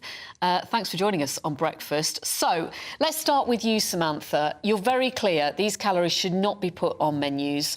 Why do you say that? I mean, I'm a part-time personal trainer, so I do understand it from both aspects. I train people who want to lose weight, but also I specialise in people with eating disorders. So it feels like they've tried to tackle one issue but really disregarded the other. So people that are suffering from anorexia, orthorexia, their whole life is trying to get away from calories in recovery. And a big part of them in recovery is going out for dinner and not looking at the calories. So having it kind of shoved in their face is really difficult for them. So, I mean, an option could be to have one with calories and one without calories. So you choose which menu you want? Yeah, possibly. But I do think for people with eating disorders, which is rising, it's the worst thing they could have done for them in their recovery. And even just focusing on calories in general for younger kids, I think it's making them obsessed at a very early age, rather than looking at food for just being real food. So, yeah, that's my view on that. Steve, what do you make of this? Do you think it could be triggering for people with eating disorders and also triggering for younger children? That's what Samantha thinks. Well, I talk to a lot of people with eating disorders and they get very angry when we talk about things like this because they say, this is very superficial. An eating disorder is often triggered by the socialization process and genetics. So I think we need to park that one. We're talking about putting in very small characters on a menu how many calories are in a certain dish to help people along the way so that they can manage their weight, which I think is very constructive. I mean, at the end of the day, you know, in the UK, we are gargantuan gannets, I'm afraid, and we do need to stop, look and listen just a little bit more. And I think on a menu, just having the calories there just to give us guidance, I think we're being drama queens, quite frankly, if we think it's going to create loads of people to have an eating disorder. The other thing I would say is arguably, actually, obesity is an eating disorder. And with 25% of the population now very, very fat, maybe we need these sorts of measures. We need to be more in people's face about it and get them to stop, look and listen. Now, very final point before I hand back to you, if I can. The University of Liverpool have also said here that if we don't have any calorie guidance, by the year 2041, it could result in 830,000 deaths. Now, how they get that estimation, I don't know. But that is very, very concerning. So I think we've got to just calm down a little bit about it and actually not patronise people with eating disorders. Yes, support them, but let's not patronise them because actually it's a much deeper issue than calories on a menu. Yeah, but you could also say calm down about it and not put calories all over the menus. I mean, for some people, you know, they want to eat guilt-free, Samantha. And I get the point. Yeah. If you were going, say, to a restaurant 5 nights a week to eat, then I can see it would be a problem. That's but for a lot of people it. Going out, it's a treat to go out for dinner. So they want to be able to go out to relax and not feel all this anxiety because it's like, oh, my goodness, I can't have those fish and chips because it's 1,200 calories. Exactly. And if you are suffering from obesity, I think you need to start from home. You need to cook from home. You need to cook fresh. You're not going to be eating out 5 nights a week. You're going to be cooking at home. And when you do eat out, it will be a treat. It will be a guilt-free treat. So I just don't think having calories on menus is going to solve it. It's a lot deeper issue. And Steve, isn't it about learning more about nutrition rather than flipping calories? Because there are good calories.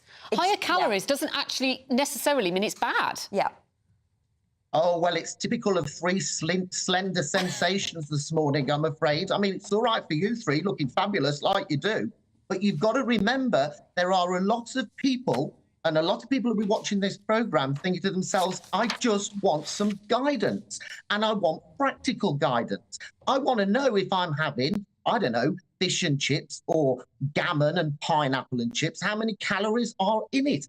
We're talking about a tiny, tiny little mention of how many calories. And I do think we are really overblowing this one. I really do. It's just a tool in the box to help people. No, it's not going to solve the obesity problem. Of course it's not. But it is one thing to help people along the way. And we've got to be more honest about it.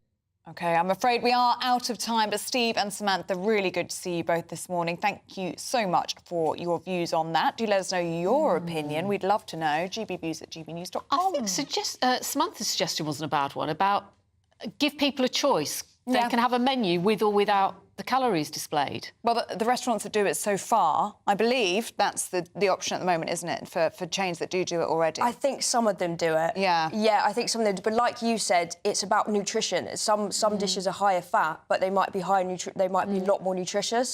So it's about looking at food not just as a calorie, but as as food being nutritious as well. And not just having a bag of sweets that's 100 calories and dodging the fruit and nut butter that might be a little bit more. But and if you're going out for a meal as a treat, which you do once in a while, is it really going to cause you huge issues? I don't know. What do you think, Paul? I think FA Cup, that's what I think. Do you look at calories on menus? Well, I'll be absolutely honest with you. I'll be absolutely honest with you. I know young people that have had terrible problems with seeing calories, and especially on menus. And I think, honestly, it's very, very dangerous to put it on. I feel very strongly about that. I know people that have looked at have been young people, but they've looked at it, and obviously it goes all ages, that have looked at it. The first thing they look at is calories. And when you talk about eating disorders, it's a real worry, and I think it's awful that they go on. I think it's exacerbated the issue, hasn't it? I mean, I remember being at school with girls who would look at a packet of crisps and look at what the calories were. It's terrifying. All that fine print. It is. Anyway. First thing they look for. OK, it's awful. but you are here to talk sport. I will do. Well, we've got football, the FA Cup. Fifth round is concluded, so we're going towards the quarter-finals. Andy Murray is really getting fed up with being asked about his future. So we'll talk about it a little bit later.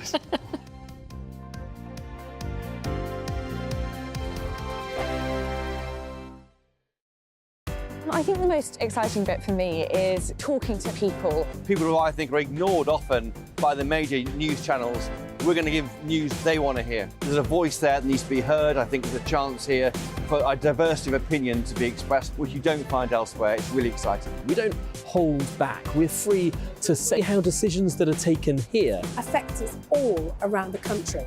Only on GB News, the People's Channel, Britain's news channel. Patrick Christie's Tonight. Weekdays from 9 p.m. Former First Minister Nicola Sturgeon has made her much-anticipated appearance before the Scottish COVID inquiry today. It comes after allegations emerged that she deleted key pandemic WhatsApp messages, used the pandemic to push her own political agenda. But let's just cast our mind back, shall we, to August 2021, when Sturgeon was asked if she'd hand over all her WhatsApps to the inquiry. Here we go. I think if you understand statutory public inquiries, you would know that even if I wasn't prepared to give that assurance, which for the avoidance of doubt I am, then I wouldn't have the ability. This will be a judge-led statutory public inquiry. Which, for the avoidance of doubt, I am. OK. Well, you weren't, were you? But fast forward to today, and she was much less forthcoming. WhatsApp messages between yourself and Mr Youssef and Ms Lloyd were produced by you. Where did you get them?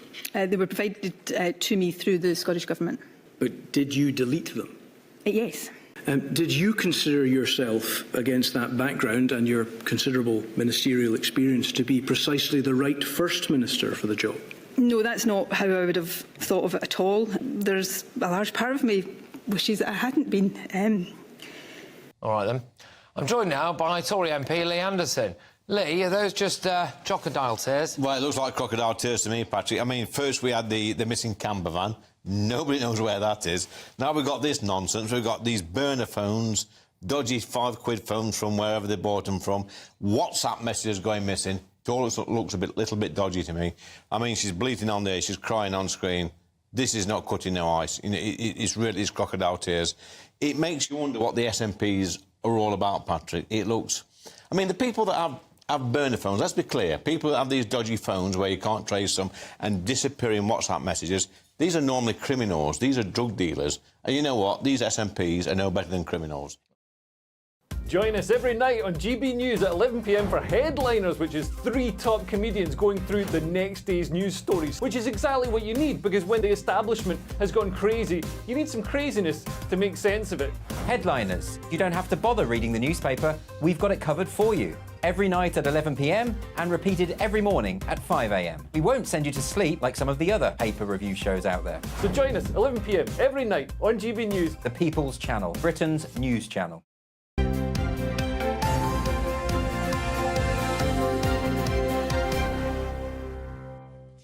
Welcome back, welcome back. Hope you're having your Kellogg's cornflakes. Yes, or not. Or your shreddies or your Weetabix. In fact, that's what we need this morning, Ellie. No, we do. Well, Weetabix. according to Renee Honderkamp, we need porridge instead. Much healthier. Now, let's go through all the latest sports news. Someone who eats his Weetabix every day, broadcaster Paul Coyte. My granddad used to do me Weetabix, and what he used to do, he would mash them all up first. Hot milk. Hot milk. Yes. Lovely. But push it all to one side. So have the milk on one side, and then you'd have the Weetabix all crushed up on the other. So it was almost like a dam. Ooh. And then I would take a little bit of that. So you get a little bit lovely. of crunchy with a little bit of soft, and the milk as well with a bit of sugar on the top. That's actually watering when I'm thinking about it. I am. I think that's... Yeah. Should we go for brekkie afterwards? Yeah. Make our Weetabix this morning. We'll do like old Grandad Charlie's Weetabix. We'll do one of those. I'll go through a little FA Cup. I like the way when you get the proper people that are reading the results, and you can always tell what the other team got, you know? So, for example, if it went Chelsea 3, Leeds United... 0. 2. Was close enough. That's all right. You got the idea. Definitely Wolverhampton yes. Wanderers 1, Brighton 0. There you go. Nottingham Forest 0, Manchester United 1, and Liverpool 3, Southampton 0. Yeah, you're right. OK, I'll try to throw you, but you were still right anyway. No. So they're the results from yesterday, the quarter-finals. So that is Wolves versus Coventry, Manchester United versus Liverpool, which would be very interesting, Chelsea versus Leicester, and Manchester City versus Newcastle. So they're the quarter-finals of the FA Cup. Whistle-stop tour, very good. Andy Murray doesn't want us to talk about his retirement. Yeah, he does. I think he's just fed up with it, because that's all anybody wants to know every time, is because each game that he loses, it's like, surely this is the end. When are you going to retire? Personally, I think it's going to be one more Wimbledon. He was asked again, see if you can see the anger in his eyes. This is what he said when he was asked about his retirement yesterday after losing in Dubai. I am likely not going to play past the summer. I get asked about it after every single match that I play, every single tournament that I play. And I'm bored of the question, to be honest. I'm not going to talk more about that between now and whenever the time comes for me to stop. But I don't plan on playing much past this summer. That's the Andy Murray version of going, will you just stop asking me for crying out loud? He said, I'm bored of the question, which is fair enough. I do love Andy Murray. I mean, he's so monotone, isn't he? I love him. I think he's I think he's a great advert for sport. I think he's a fantastic fella. People knock him. I think he's great. And he's probably our greatest ever sportsman. I would go that far. Would you? I really would. Wimbledon twice, won gold at the Olympics in 2012 and Rio in 2016. So he's going to... It seems likely that he wants to win an Olympic medal, but then again, so do I. Don't we all? He should hang on, though. It's a big year, if he can. It is. Get to Paris, get to Wimbledon. And then goodbye. And you want him to finish on a high, don't you, as well? This is the worry. That's what I don't want it to do. You don't want to see a decline? This is where I feel the decline. We got time for a little cycling on skis? Do we have time? OK. Quickly, they're saying, quickly. Have a look at this. This is amazing. Fabio Wibner. Fabio Wibner is a cyclist, and he's decided to take probably the... scariest downhill run at Kitzbühel in Austria, but he's not on skis. He's actually on a bicycle. Oh, my Incredible. It's just crazy. He's got spikes on the wheels, which obviously keeps him going there. It's the hardest downhill run. For those looking on the radio, if you can just imagine someone going on a bicycle down a downhill run, and that's what you see. And look at this. It's just incredible. Of course, they get around. We're talking about 80, 90 miles an hour. Skiers go, and then on a bike. I mean, it gives me the heebie-jeebies. That might have just made some people bring their Weetabix back up this morning. Do you think so? That. Do you think it's so? Great. It's great video. You need your Weetabix to be able to do that. You know? I think you do. Yeah, I'd go straight over the handlebars. I'd be rubbish. You wouldn't. Oh, I would. What about one of those three-wheelers? You got a tricycle. Have a little tricycle. Yeah, I need something like that. You need stabilisers. Tricycle with stabilisers. That's 5 wheels. I'd need all the help I can get. Yeah, you won't catch me doing that anytime soon. Thank you, Paul. Quite lots of fun. Still to come, stay with us. We're going to be talking about why a West End play has banned white people from 2 of its shows. That's next in the papers. This is...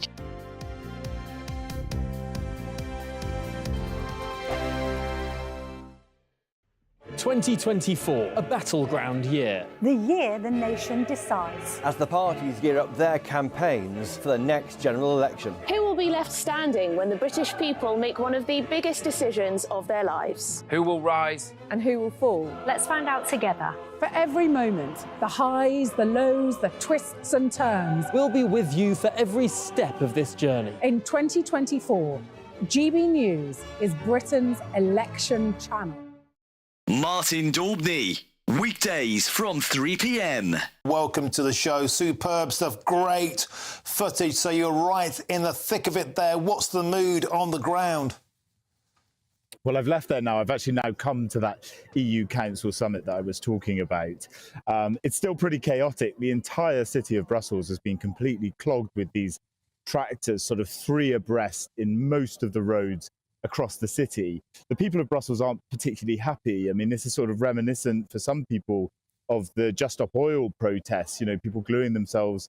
People are unable to get to hospital appointments, and there's a lot of upset about the destruction that's happening on the streets of Brussels today. But on the other side, there's also the protests, which the farmers are saying that EU green laws simply are not able to fit with what they need to do to keep their businesses going. And just before the protests happened, we saw the European Commission actually make some concessions to the farmers' protests. And this is on the demands that were put on them to set aside somewhere in the region of 5% of their land for regrowing for biodiversity. A lot of the farmers have said that's not possible, and the European Commission has said that they can delay that coming in. So they have won a small concession with these protests. And Jack, there's a feeling as well, a huge dissatisfaction that the European Union has managed to find 50 billion euros in aid to send to Ukraine, and yet farmers in particular are on the receiving end of net zero targets, taxation on diesel and endless red tape. So many farmers, Jack, saying they're measuring ditches to see if they have to drain them or not. There are minimum requirements on the width of battery hen enclosures, endless red tape. As Jeremy Clarkson pointed out in Clarkson's farm in Britain, they've simply had enough, and they're shouting, Ursula von der Leyen, we are here. I think the most exciting bit for me is talking to people. People who I think are ignored often by the major news channels. We're going to give news they want to hear. There's a voice there that needs to be heard. I think there's a chance here for a diversity of opinion to be expressed, which you don't find elsewhere. It's really exciting. We don't hold back. We're free to say how decisions that are taken here affect us all around the country. Only on GB News, the People's Channel, Britain's news channel.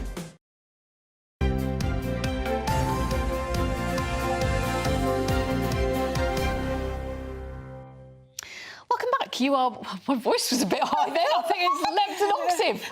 Welcome She's back. had her Weetabix. Welcome back. You are watching and listening to Breakfast with Ellie and Pip. I'm just excited to be here with me. And vice versa, may I say. We're also very excited to be joined by Deputy Editor of Spite, Fraser Myers, and GB? You are GB News, friend. But GP. Yes. And medical writer, Dr. Renee Honderkamp. Very good to see you both today. Let's start, Fraser, shall we, with black-only nights in the Daily Mail. What's this all about? Yeah, so this is a play in the West End called Slave Play. It's got Kit Harington from Game of Thrones in it. And what they're proposing is to do a couple of nights where they will only invite black people to attend. It's called a blackout event, and the idea is that it will avoid something which is allegedly harmful called the white gaze. Now, this is surprisingly not the first time this has happened in London's theatres. There was a play a couple of years ago where essentially the producers insisted that only black people should attend in the audience. And I just find this absolutely extraordinary. I mean, we're basically introducing a kind of soft form of segregation, but justified in kind of woke, anti-racist terms.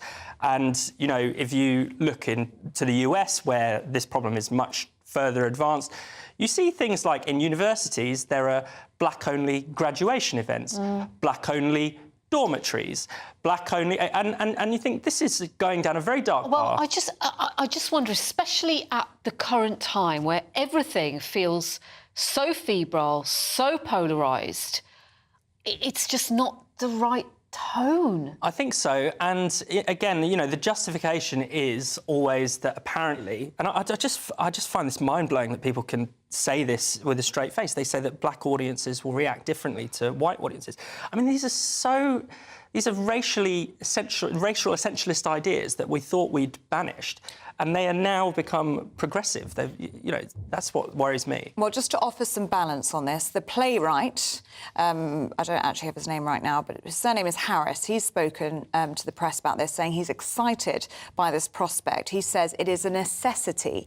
You have to radically invite black people with these initiatives. You have to specifically say you are invited in order to welcome them in. And he says it creates a private and safe space for black theatre goers to experience productions that explore complex, nuanced, race-related issues. In our current climate, I think if we were to say we're going to have a Jewish-only night at this theatre, there would be protests outside, the theatre would get shut down, nobody would accept that. The same if we said there was a white night. This is the only acceptable form of racism now. We can be racist against white people and Jewish people, but everything else is not acceptable. And diversity, inclusion and equality is actually driving the opposite. You know, we are actually not including people. This is a completely non-inclusive audience. It is achieving exactly what it doesn't want to do. And London is probably the most diverse city that we have in the country. This isn't needed, it's divisive. And I say this as the mother of a mixed-race child. This is completely wrong. Is there any point in people saying, as in the view that Fraser just told us about, in that black audience members will respond differently than white audience members because of their lived experience, perhaps, of racism? Potentially. The play is called Slave Play. So there's obviously a very, difficult topic that it's tackling. But if we are ever going to achieve the multicultural society that we are told constantly is the best thing that we can possibly have, we don't do it by dividing society. OK. It's an interesting one. I'll be good to know if it's sold out. Renee, let's have a look at this one, shall we? It's totally different, but also in the Daily Mail. Young people are falling out of love with wedding traditions. How sad. I mean, look, sad. I'm probably the wrong person to ask because I'm not a young person. And I actually think that one of the things that is really sad that we've lost in society is chivalry, roles, families, marriage. And I would like to think that this is just nonsense and young people yearn to be proposed to and have doors opened for them.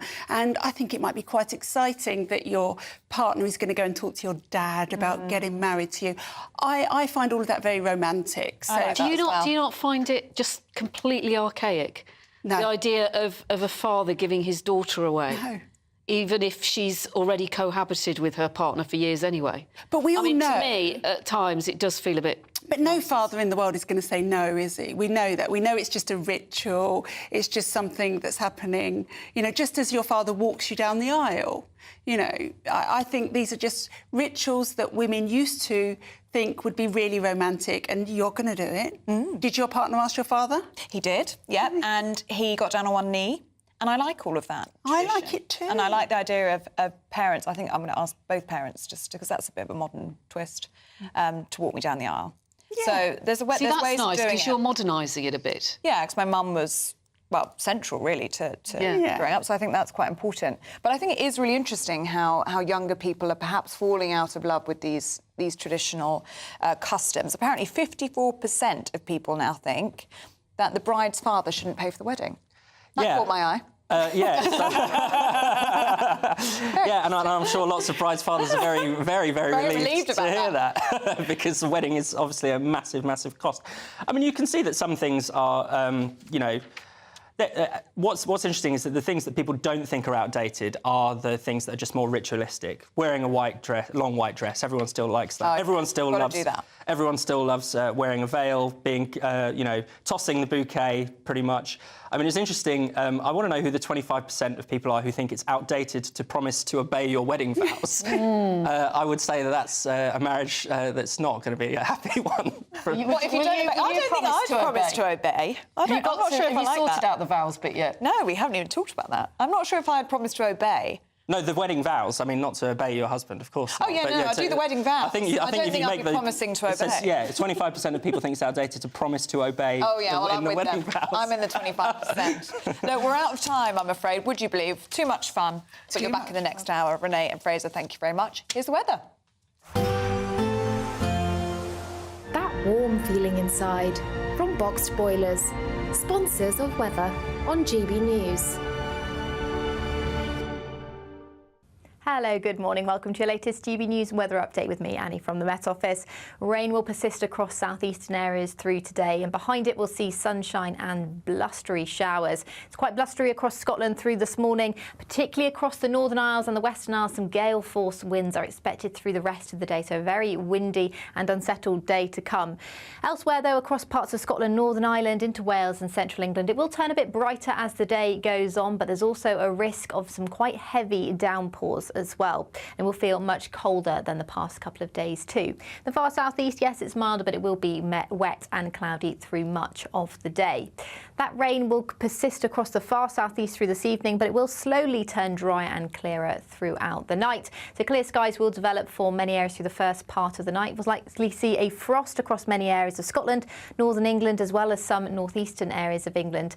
And we could see some mist and fog by tomorrow morning. But across the southwest, some wet weather will arrive by the early hours of Friday. That will turn to snow over the high ground of Wales, as well as northern areas of England, potentially into parts of Northern Ireland and northern Scotland as well, if that rain does push further north.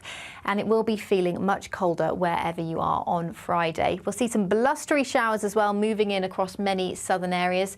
We could see some sleety stuff falling over the moors too. So a chillier feeling day and a rather unsettled end to the week. A brighter outlook with Boxed Solar, sponsors of weather on GB News.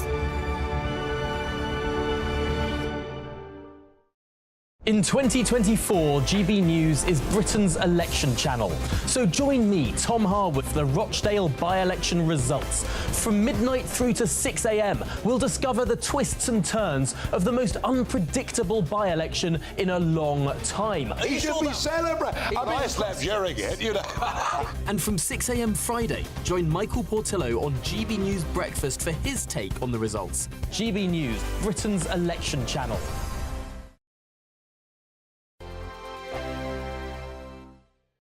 Every Sunday from 11, join Michael Portillo. There will be topical discussion, looking at the week before and the week to come. So kick back and relax at 11 a.m. on Sundays on GB News with me, Michael Portillo. GB News, the People's Channel, Britain's news channel.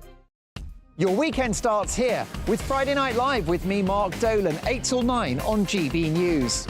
Big stories, big guests and big laughs as we get you ready for a cracking weekend.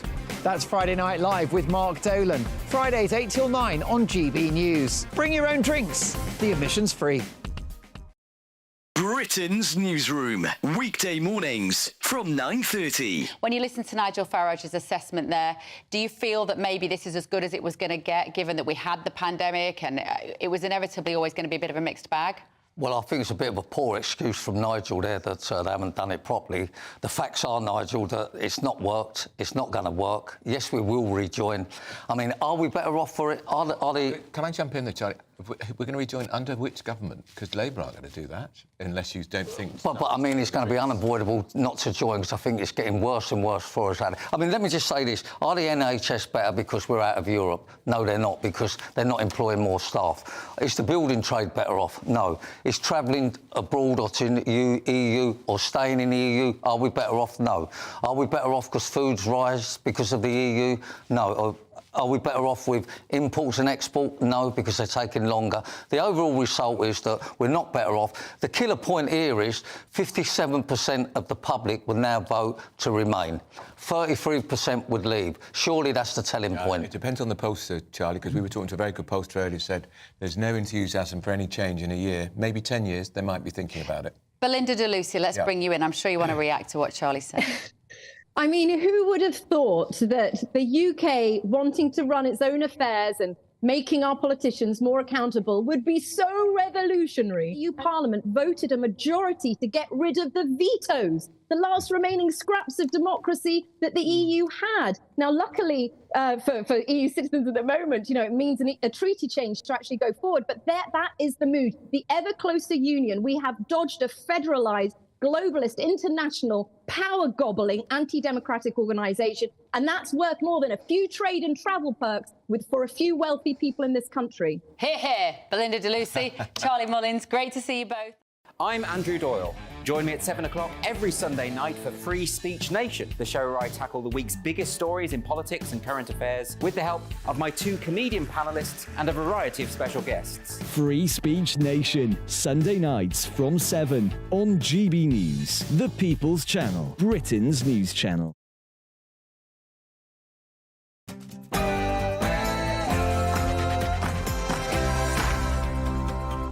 Good morning, it's 8 o'clock on Thursday, the 29th of February. Today, Prince Harry could face more than £1 million in legal bills after losing a High Court challenge over his right to automatic police protection in the UK. Our royal correspondent Cameron Walker has the latest. Well, a bitter blow for Prince Harry yesterday, but he does plan to appeal, so the battle is not over for him. More news shortly. Actually about trying to change people's minds. It's about trying to intimidate them, and that's not okay. Politicians express concern over their safety as Rishi Sunak vows to crack down on mob rule. Yes, the Prime Minister has pledged £31 million to put towards MPs' security. But will it be enough to calm the very real nerves of parliamentarians? Find out more with me very soon. A major report into the rape and murder of Sarah Everard is due to be published later this morning. It will look at whether chances to identify her murderer, Wayne Couzens, were missed.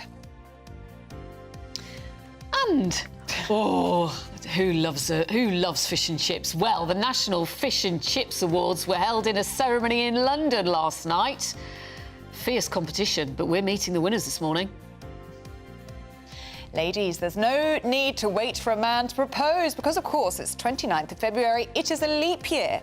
And according to new research, 1 in 4 women are prepared to get down on one knee. So are you one of them? I'm actually on one knee right now. In the sport this morning, Red Bull principal Christian Horner is cleared in time for the Bahrain Grand Prix. Chelsea show that they're not blue billion-pound bottle jobs. And England will play the final test in India at the foot of the Himalayas. Good morning. It will feel much chillier by the end of the day, and there is a chance of some snow for some of us tomorrow. You can find out all the details with me a little later on. I'm Ellie Costello. Good morning. And a very good morning to you. I'm Pip Thompson, and this is Breakfast on GB News.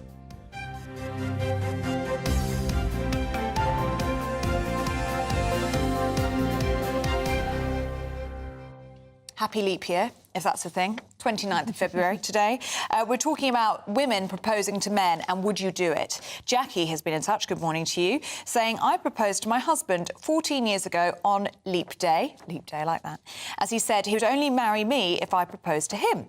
We've already been together for 15 years at the time. 14 years on, we're still together and we have 3 beautiful children. Oh, that's lovely.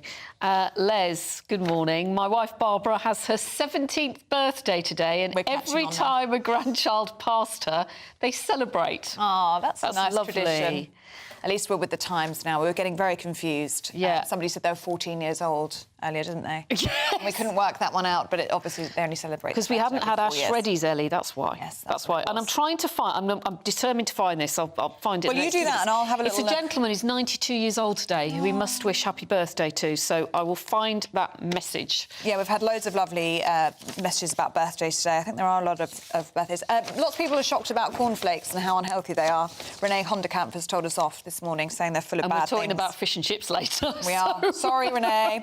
But Amy says cereals are one of the foods driving people to insulin resistance, leading to an obesity problem. So Amy's not a fan of them either. Also, what's getting you going is calories on menus. Should restaurants display them? Steve, you say you don't go to restaurants to lose weight unless it's some kind of health establishment. However, I should like to know that I am eating British food. Ah, OK, yeah. A lot of people like to eat local food. Jane? Yep. Thinks it's a good idea to add calories on a menu. It would be good to have the fat and sugar content added too. Really? For me, I would like to see more vegan dishes. Well, I do agree with vegan dishes and vegetarian dishes. I think there should be a bigger choice, but fat and sugar content, no way, Jose. Don't need to know, do you? Well, I don't think so anyway.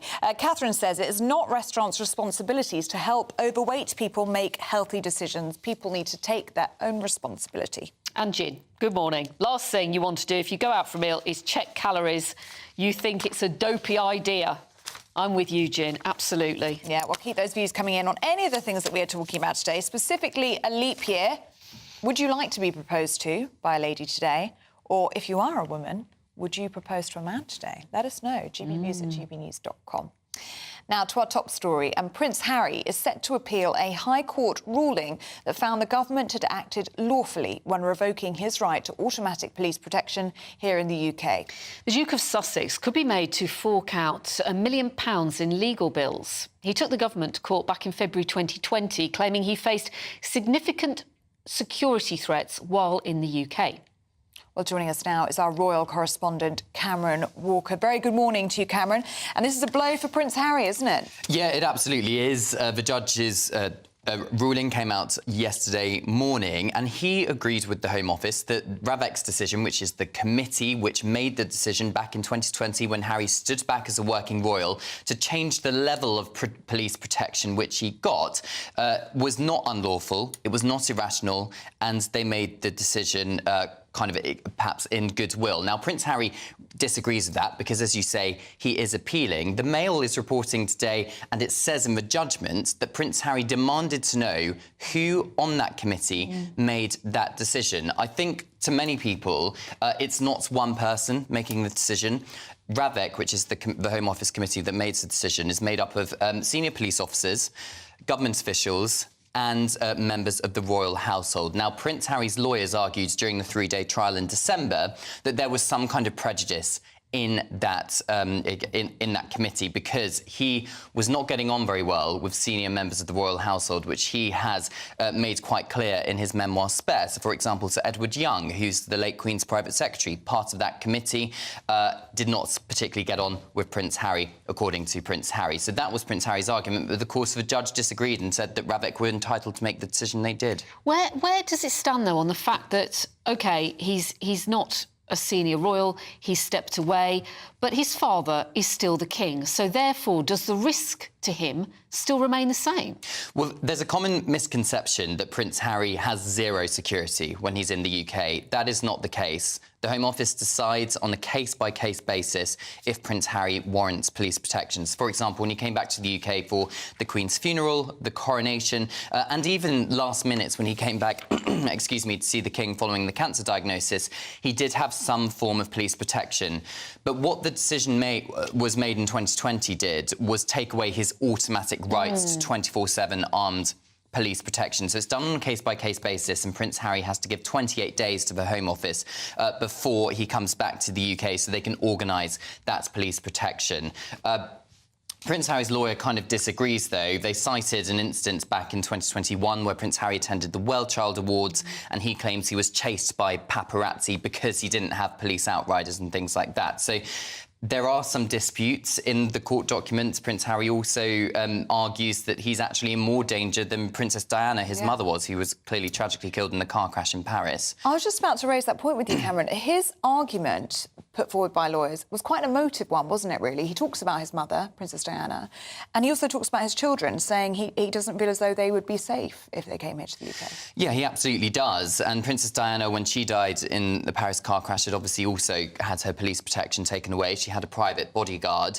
Prince Harry argues that in 2023, when the trial was happening, there's more extremism, there's more racism because his wife is mixed race. That's the argument that Harry made. So therefore, he is more of a target than his mother was. That's what his lawyers argued in court. And he does say that he doesn't feel he can bring his children to the UK because he thinks they're not going to be safe. I struggle with this in the sense that he wrote things in his book about his time in the army, shooting members of the Taliban, didn't he? He was very open about that. If he's so worried about his security, why did he put it in a book? Well, and that is a very legitimate argument I think many people are making. And, of course, the judge's ruling said that the Home Office were entitled to make the decision they did. And Prince Harry is never, as you say, fifth in line to the throne. He is never going to be in a situation where he has zero police protection in the UK. But it is because ultimately, it's taxpayers' money we're talking about here. So should taxpayers, us, the British public, pay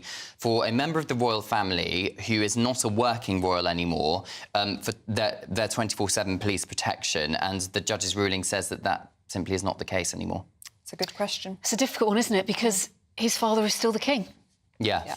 Absolutely. Difficult one. Cameron Walker, always very good to see you. Thank you Thank you. very much indeed. Now, the Prime Minister is warning that the UK is descending into mob rule as he tells police to use their powers to protect MPs from threats. Well, this comes after a £31 million security package was announced to provide politicians with a dedicated police liaison officer who they can contact over safety concerns. Well, Lord Wolney has spoken exclusively to GB News presenter Gloria Di Piero, and this is what he said. It is clear that I think most MPs are fearful of their safety. Are they right to be scared? I'm afraid I think they are right to be deeply cautious about the security threat that they are facing, and the situation has unfortunately worsened, I think, considerably since we were in the House of Commons. There is a level of menace that is felt by many members of Parliament. I mean, let's not forget that we have had two MPs, our friend Joe Cox, Sir David Amos, who have been murdered by extremists, one far right, one violent Islamist in recent years. We've had another sitting MP, Sir Stephen Timms, who was stabbed. There's a fourth who had an assassination attempt thwarted. So the threat is real, and on a day-to-day level, I think MPs are feeling it much more significantly.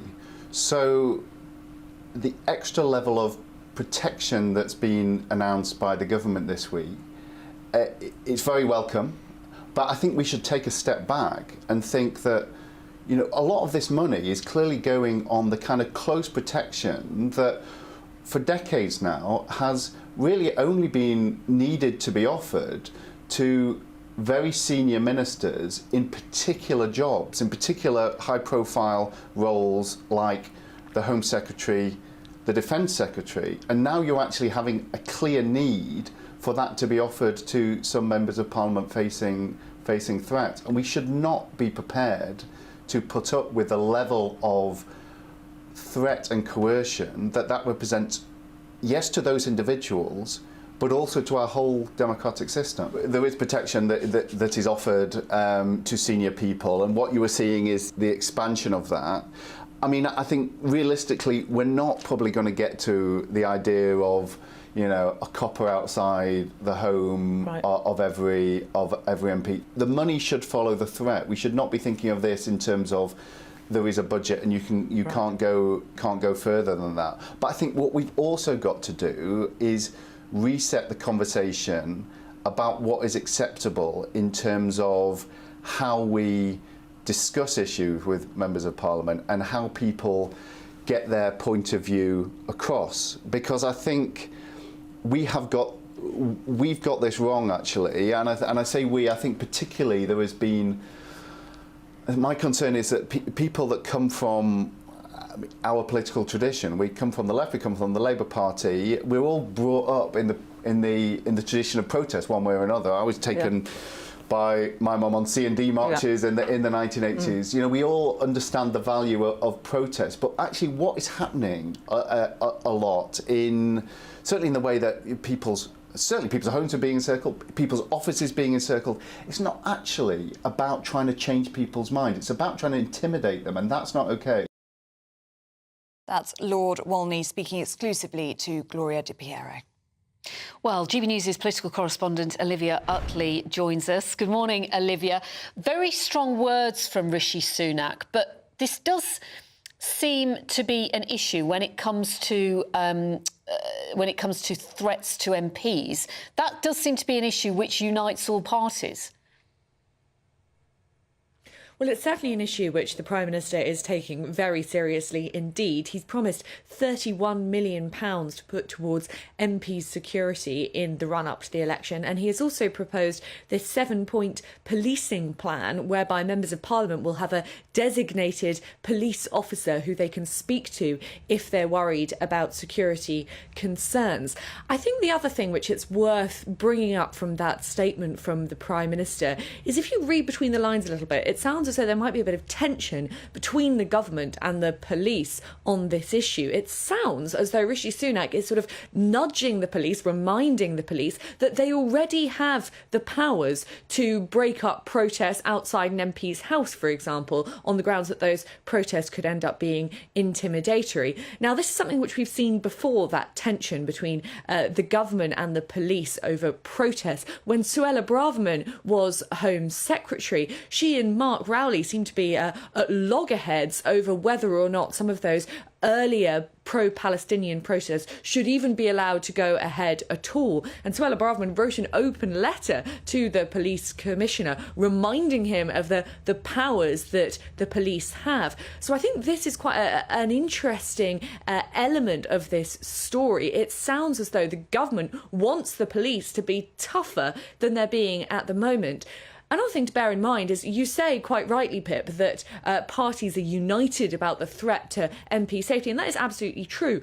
But in both parties, in all parties, there are those who actually think that the threat to MPs is being overblown. We had Stella Creasy on GB News yesterday saying that she felt absolutely safe in her constituency, that she has never felt unsafe. And Amnesty International have said something similar. These are people who are more worried about community tensions and are worried that MPs talking about that threat to their safety could inflame community tensions and end up with rampant Islamophobia in the UK. So there's a certain tension there as well. One way or another, though, this issue is not going to go away. We have a very open representative democracy. MPs are on our streets. They do surgeries on Fridays. And in the run-up to the election, they'll be even more visible. So if anything, this issue is just going to become more and more salient over the next few months. Olivia Utley there for us in Westminster. Thank you very much indeed. Well, it's quite mild out there this morning, but it's a bit dreary. Here's your weather with Annie Shuttleworth. Hello, good morning. Welcome to your latest GB News weather update with me, Annie, from the Met Office. Rain will persist across southeastern areas through today, and behind it we'll see sunshine and blustery showers. It's quite blustery across Scotland through this morning, particularly across the Northern Isles and the Western Isles. Some gale-force winds are expected through the rest of the day, so a very windy and unsettled day to come. Elsewhere, though, across parts of Scotland, Northern Ireland into Wales and central England, it will turn a bit brighter as the day goes on, but there's also a risk of some quite heavy downpours as well, and will feel much colder than the past couple of days too. The far southeast, yes, it's milder, but it will be wet and cloudy through much of the day.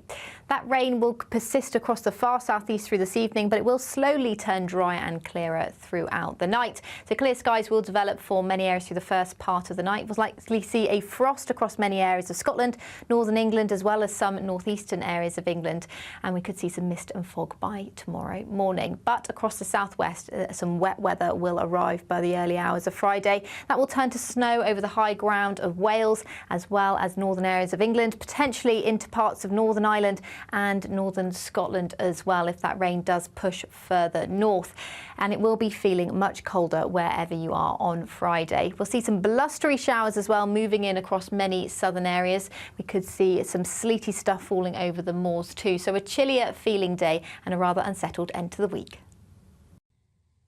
A few minutes ago, I was determined to find an email to wish somebody a very happy 92nd birthday, and I've finally located it. Michael Crean from Crosby in Liverpool. Apparently lives on his own still, has all his mental faculties. This is from your son, so he can say all this and would be delighted to get a mention. So very happy 92nd birthday, Michael. Yes, very happy Have a birthday great day. to you. Now, do stay with us. You don't want to miss this. We are going to meet some of the winners of last night's National Fish and Chip Awards. We love a fish and chip. Are they bringing some chippies in? Let's hope so. Stay with us. 2024, a battleground year. The year the nation decides. As the parties gear up their campaigns for the next general election. Who will be left standing when the British people make one of the biggest decisions of their lives? Who will rise? And who will fall? Let's find out together. For every moment, the highs, the lows, the twists and turns. We'll be with you for every step of this journey. In 2024, GB News is Britain's election channel.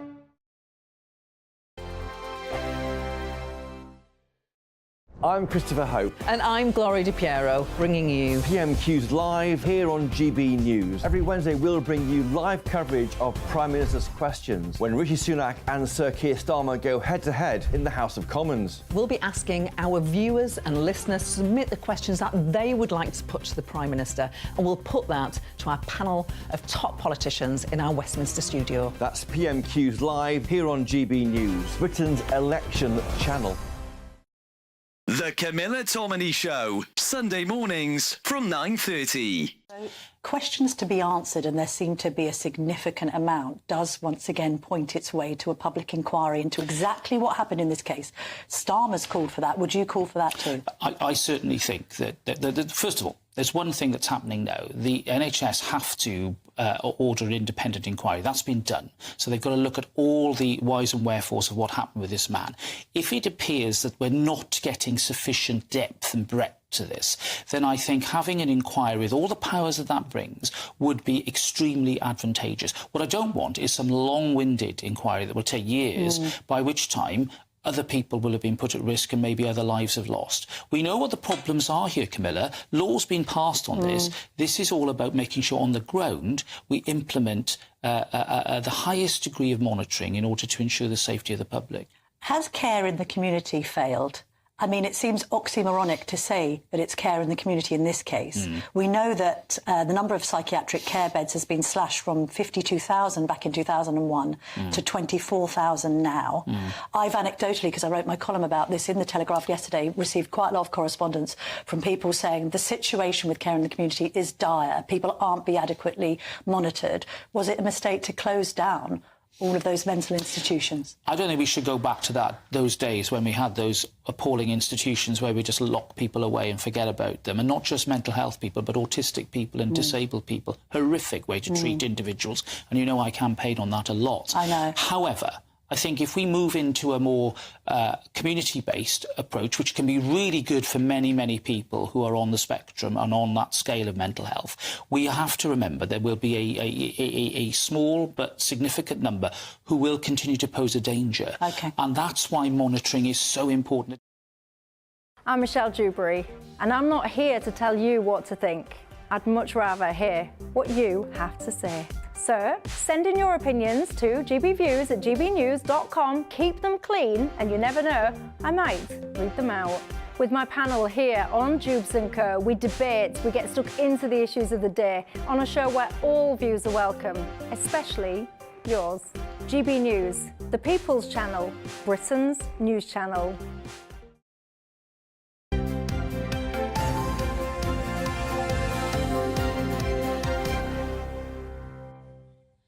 Welcome back to Breakfast. Now, there was a very, very important awards ceremony held in central London last night. It was the National Fish and Chip Awards, recognising excellence in the industry. Yes, and you can actually find out if your local chippy ranks among the best in Britain. I think you can do that on the website, can't you? Use it. Yes, so we'll tell you that in a little bit, because I think mine will be up there, just to say they're the best. But the ceremony in London included awards for Best Takeaway and the Best Restaurant. And we're very pleased to say that we are joined by the President of the National Federation of Fish Fryers, Andrew Cook, who hosted the awards last night, and the winners of the Best Takeaway, Ryan and Kimberly We need a bit of a drum roll or something. Yes. They run Congratulations. the ship deck in South Wales. So, Ryan and Kimberly, let's start with you. Massive congratulations. Thank you so much. How's it feel? It's amazing. It's something that we've always worked for, and I can't be proud of what we've achieved.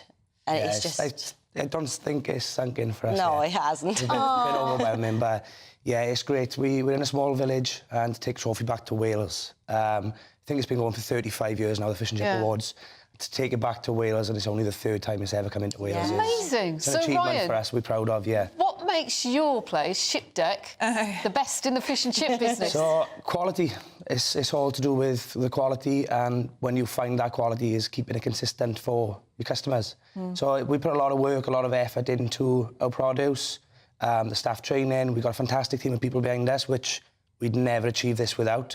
So, yeah, it's when we got good quality food, keeping it consistent and giving a good quality meal. Consistent is a really key word, isn't it, when it comes to fish and chip shops? Because if someone has a soggy chip or bad portion, they won't come back. No, they won't. And I think keeping it consistent, the customer knows what they're getting every time they come through the doors, including our customer service. Our staff are very welcoming. We love a little chit-chat with the customers, and I think it just makes us who we are. There is talk these days about how expensive fish has become. You know, cod and chips is a lot more expensive than it was in, when I was a little girl. Just out of interest, what do you charge for a piece of cod? We're just under £10 for fish and chips. The prices Very are reasonable, yeah. Yeah. We think it's reasonable. And when you look at the key ingredients, fish is a quality product, natural product. Potatoes, oils, flours, etc. We think it's a really good value for money meal. And it's really nutritious. Favourite. Do you put calories on your menu? We've been talking about this. We think at the moment it's something we have looked at. We were discussing it with Andrew earlier. I think if you're below the 5 outlets, you haven't got a display. However, we are going to put our food through the nutritional testing. Well, why might you do it? We think it's a good sell point, really, when people buy. Fish and chips haven't got as many calories as people would expect, because when you're frying a fish and chips in oil, people think it's naturally really heavy and saturated in fat. But if you're frying at the right temperatures and you've got the right condition oils, etc., then the food is sealed, so the oil isn't actually getting into that product. And that's what makes it so the calories are a lot less. It's one of the least calories in a takeaway. And fish is great. Protein. It's protein, Yes. Andrew, good morning. Morning. So how competitive was it? I mean, we've got a whole list here of the contenders all over the country. I don't want to single any out, but it was quite tough decision-making. It was, yeah, very, very much so. We've got even an overseas category, so we have finalists for Vietnam and America. Incredible. A fish and chippy in Vietnam. Yeah. I didn't know the guy before. One of my school friends was friends of his, and he got in touch with me when we were setting it up. So it's just a fantastic industry. We've got great winners there. We have 15 categories. There were 660 people at the event, so it was a fantastic event. Which is why I'm a bit hoarse. You had a late night last night. A little bit. Do you know what? It's so lovely to speak to you about something that is so positive and to celebrate the industry, because so often we talk to you about the challenges in the industry and energy prices and the cost of oil and the cost of fish, and we're celebrating really a great British tradition with this. We are, yeah. I think Fish and Chips have got a great story. We've got great people in it. I think there's a lot of positivity. Young couples that have come through the industry. I've known Ryan for quite a few years. He's been through the young fish fryer process, and it's great to see that process works and creates good operators. And they've now got a year to celebrate and represent the industry. And up and down the country, is there still an abundance of fish and chip shops, or with the cost of living, the economy as it's been, the pandemic, were some forced to close, or are they an exception where everybody still wants their fish and chips on a Friday night or whatever? I think we're still busy. There are some shops that have closed, and I think we'll probably see a few more close, but some of the smaller shops, it's more challenging. But the industry's still really popular. Fish and chips will always survive, and I think with great people like this in the industry, we're always going to have a bright future. And Ryan and Kimberly, just before we let you go, where is your trophy going and your wonderful award? Where are you going to place it? Going on top of our frying range, so it's right in view for the customers. Pride of place. Pride of place, along with a few others we've achieved over the years, yeah. But this is the biggest one. It's what we've been aiming for since opening, and it's our biggest achievement. You're going to be very busy now, aren't you? Yeah, yes, we can't wait to get back behind the fryer. Are you open today? Yeah, we were open yesterday staff. as well when they announced it. We phoned the staff and they were just ecstatic. And do you go into other chippies and taste their fish and chips? And go, they're not as good as ours. The industry we're involved in, we're all friends, so we spend a lot of time in other fish and chip shops and we help each other. We've got a fish and chip shop quite local to us, which we support, they support us. So it's a good, it's not a competitive industry. We all support each other and we're raising the standards for fish and chips as a whole rather than competing at each other. Oh, you're lovely people as well. Oh, and you're you worthy so much. winners. So lovely to meet you. Congratulations. Thank you very Thank you so much. And lovely Thank to see you, Andrew. And a great event, it sounds like, Thank you. as well. Can we come next year? Yeah, with pleasure. Where was our invite, Andrew?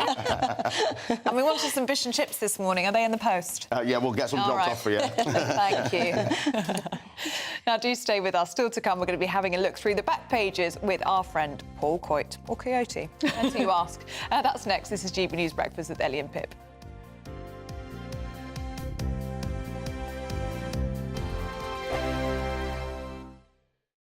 2024, a battleground year. The year the nation decides. As the parties gear up their campaigns for the next general election. Who will be left standing when the British people make one of the biggest decisions of their lives? Who will rise? And who will fall? Let's find out together. For every moment, the highs, the lows, the twists and turns. We'll be with you for every step of this journey. In 2024, GB News is Britain's election channel. Good afternoon, Britain. Weekdays from midday. Francis, Just Stop Oil have in the past broken the law. I remember distinctly the Dartford crossing. That ended up with 2 jailed, I believe, if I remember correctly. Is it ever justified in your view? Yeah, thanks so much for having me on. I mean, I would have to say yes. I mean, we're trying to preserve my life, your lives, the lives of your family, and it's not just the planet that we're trying to protect, it's the lives of millions of people. And, you know, we know from history that we have to break the law in order to put pressure on the government and to be listened to. No one would doubt your sincerity in your views. You genuinely believe in what you fight for. But there are others who think differently. For example, there are Islamist extremists who believe that people will go to hell unless they convert to Islam. They will sincerely, perhaps, break the law in order to force people to convert. In their view, they might be saving people's lives for eternity. There might be abortion activists who say that babies are being murdered and to save their lives we need to break the law to stop people having abortions. Why do you get to say that your moral conviction is the one that's right and other people's individual moral conviction are those that are wrong? So what's really integral to the Just Stop Oil campaign is the fact that it is a non-violent campaign. That's what separates us from the examples that you've just given. We're absolutely dedicated non-violence, both as a tactic and as a principle. So though we might be breaking the law... If individuals take it upon themselves to break the law for whatever their course is, surely the way that we decide what society wants in general is democratic and within the law. Well, of course, we know also that protest is absolutely integral to maintaining and upholding a democracy, and in particular, non-violent protest. I mean, I really can't express to you how severe this situation is, and I'm sure you know this. I'm Michelle Dewberry, and I'm not here to tell you what to think. I'd much rather hear what you have to say. So, send in your opinions to gbviews@gbnews.com. Keep them clean, and you never know, I might read them out. With my panel here on Jubes & Co, we debate, we get stuck into the issues of the day on a show where all views are welcome, especially yours. GB News, the People's Channel, Britain's news channel.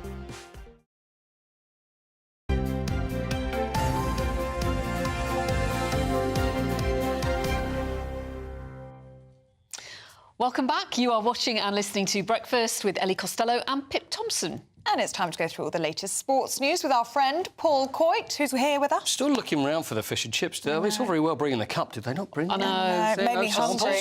Oh, dear. Anyway, The next draw time. for the 6th round of the FA Cup has been made. I was involved in a draw once when they do an FA draw, and often nowadays they have the big thing, that blowy thing, like when you play bingo.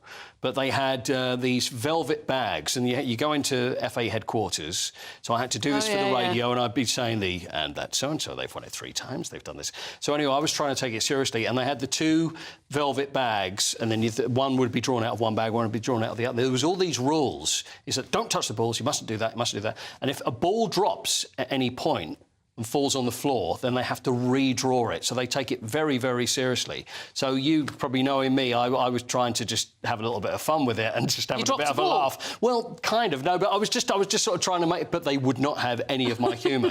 And I was never asked to do a draw. I was never asked by the FA to draw again. Funny that. So anyway, what a surprise. So anyway, the quarter-finals then have been announced in the FA Cup after all the 5th round games yesterday. So Wolves will play Coventry City. So there's a great chance for either Wolves or Coventry to get to Wembley for the semi-finals now. Bit of a Midlands derby, that one, Paul. Absolutely. Yeah. Manchester United versus Liverpool. Liverpool going to be looking because they want to win something, certainly for Jurgen Klopp, and there's still a quadruple, which is possible, which is unlikely. But with the kids that they've got, they're playing really well. So they're away at Manchester United. Chelsea are home to Leicester City, so Chelsea scored a last-minute goal in their game yesterday, which was very close again. So they're going to be playing Leicester and Manchester City versus Newcastle. And Manchester City probably are going to clean up everything because they now look as if they're doing very well. It's always this time of the year. Yeah. And it's been said about Real Madrid and some great teams. When it comes to February, March, that's when everything seems to align, and then they just win every game on the straight and narrow the season. Yeah. You know, it's like a runner. You know, you just time the run, and then that last 100 metres is when the sprint happens, and this is what's happening. But also they're in the right headspace as well. Absolutely, they're winners. Should we talk about Christian Horner? Sorry, that's all right. Yeah, Red Bull. Yes. On the eve of the Bahrain Grand Prix, well, he has been cleared. The story, well, we've been talking about this for a while, this internal investigation into his behaviour towards a female colleague, whether it's controlling situations, and it was all very bizarre and actually very vague, or everything that we were hearing about this. Not very much was said. And what's been released from Red Bull is that Red Bull is confident that the investigation has been fair, rigorous and impartial, and that's it. Nothing else is going to be said. So it's interesting that if it was very much an internal investigation, that maybe anybody would have found out about it at all. But there's people certainly within Red Bull, in my opinion, that wanted this to come out and wanted Christian Horner out the way. Now, who it is, we don't know, and we don't even know who it actually features, this investigation. Well, there might be more to come. I'm sure there's going to be more to come, Pip. Just quickly, Mount Everest. Yes. Tell me what the story is here to do with Mount Everest. Well, it's more the Himalayas. And this is cricket. This is the 5th test. Now, England have been playing India and have lost the series 3-1. Now, look at this. Beautiful. Just the most... What a ground. Beautiful setting for a test match. It's this Dharamsala, which is the foot of the Himalayas, and that's where they're going to be playing the test, and this is next weekend. It's incredibly cold. There could be... I mean, we know, obviously, cricket being a summer sport, sleet and 5 degrees at the moment, which is a little cold for cricket. Can you play cricket? You can. In those conditions? In the cold you can, but not when it starts to rain and snow. That's when things are going to be tricky. Not that many people actually get to play cricket in the rain and snow. The forecast is a little warmer, by the way, but... You know what? If you lose... And they're expecting 5,000 English fans to go there because it's just an amazing place to go and watch cricket. So that's where they're going to play the 5th test there at the foot of the Himalayas. Yeah, you want a ticket for that, don't you? That's Absolutely. great. What a great place to be. Definitely. Paul Coit, thank you very much. And by the way, if you lose on the 4th day, you can go climbing up Everest, maybe? Well, I did a trek once to Everest Base Camp. Did you? Not the top of Everest. I don't think I could manage that, but I did Everest Base Camp, and it's one of the best things I've ever done. Really? Because you see so many mountains, and you're literally standing there, and you're pointing to the top of Everest. Yeah. And it doesn't actually look that much higher than you know, because it's all perspective, isn't it? Of course. It doesn't look very far. Yeah. And then you get into the nitty-gritty. You've got your K2 over there, you've got your Everest there. Yeah, and Everest, that's maybe a little Do you bit climb too anything? full. Did you get to climb anywhere? Not like a proper... Well, no, not like a I know, I'm impressed already. So do you but go we did it up at all? We did it over about 10 days. Right.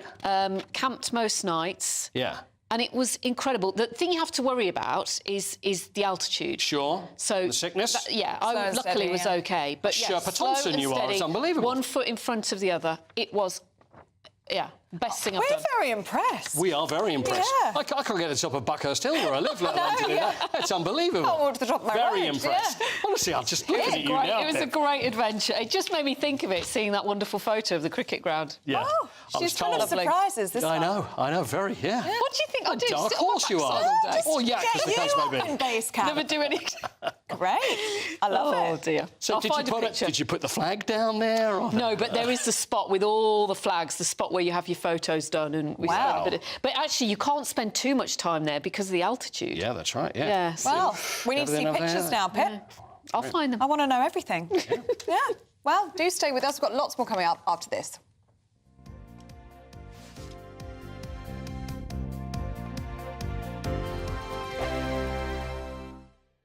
In the GB Newsroom, we bring you the news as it happens. With our team of dedicated journalists across the UK, we're ready to give you accurate reporting every day. When the news breaks, we'll be there with bulletins on GB News, the People's Channel, Britain's news channel. Lee Anderson's Real World, Fridays from 7 p.m. Dr. Jane Jones, who's the clinical lead for Care After Combat. Yep. Jane, thanks for coming. And just tell me a little bit about your organisation. What do you do? OK, well, thank you for having me here so we can talk about Care After Combat. So we are an organisation, a charity, who work into the prison system, working with military veterans who've somehow got involved with the justice system and... So there's quite a high population of ex-servicemen and women in our prisons. Why is that, do you think? So 2014, the government did a review of who was resident in UK prisons, and what they found were that military veterans are the highest occupational group, and this obviously raises some concerns. Yeah. So the government wanted to do something about that, and so they supported Care After Combat initially, just as a scoping exercise, really, to see if there was any way we could help these men and women actually, understand the problems that led to offending behaviour and go on to lead successful lives. So what sort of offending behaviour are we talking typically for people that's in prison that's actually served in our armed forces? Primarily, it's violence. Yeah. So that is the highest offence that we work with. Okay. But of course, the military, as with everybody else, it's the full range of offending behaviour. OK, so we're in a pub, Jane, Dr. Jane, and I guess for some people, the odd tip of alcohol is good, a bit of fun of a weekend, relax, let your hair down. But for some people, alcohol is not always their best friend, and I guess that plays a part in some of your veterans that end up inside. Yeah. Absolutely. So, speaking from my own experience, a good 2/3 of the people I work with have some kind of mental health problem or mental health difficulty, struggling to either adapt into civilian life or with some of the traumas they've experienced during service. People might self-medicate with alcohol to manage some of those thoughts and feelings. Yeah. Your weekend starts here with Friday Night Live with me, Mark Dolan, 8 till 9 on GB News. Big stories, big guests and big laughs as we get you ready for a cracking weekend. That's Friday Night Live with Mark Dolan. Fridays 8 till 9 on GB News. Bring your own drinks. The admission's free. Have a great Saturday night with me, Leo Curse, on the Saturday Night Showdown. It's a crazy world out there, so come and make fun of it with me, my panel of comedians, and a couple of people who actually know what they're talking about. This Saturday Night Showdown is your front row ticket to the clown show every Saturday, only on GB News, the People's Channel, Britain's news channel.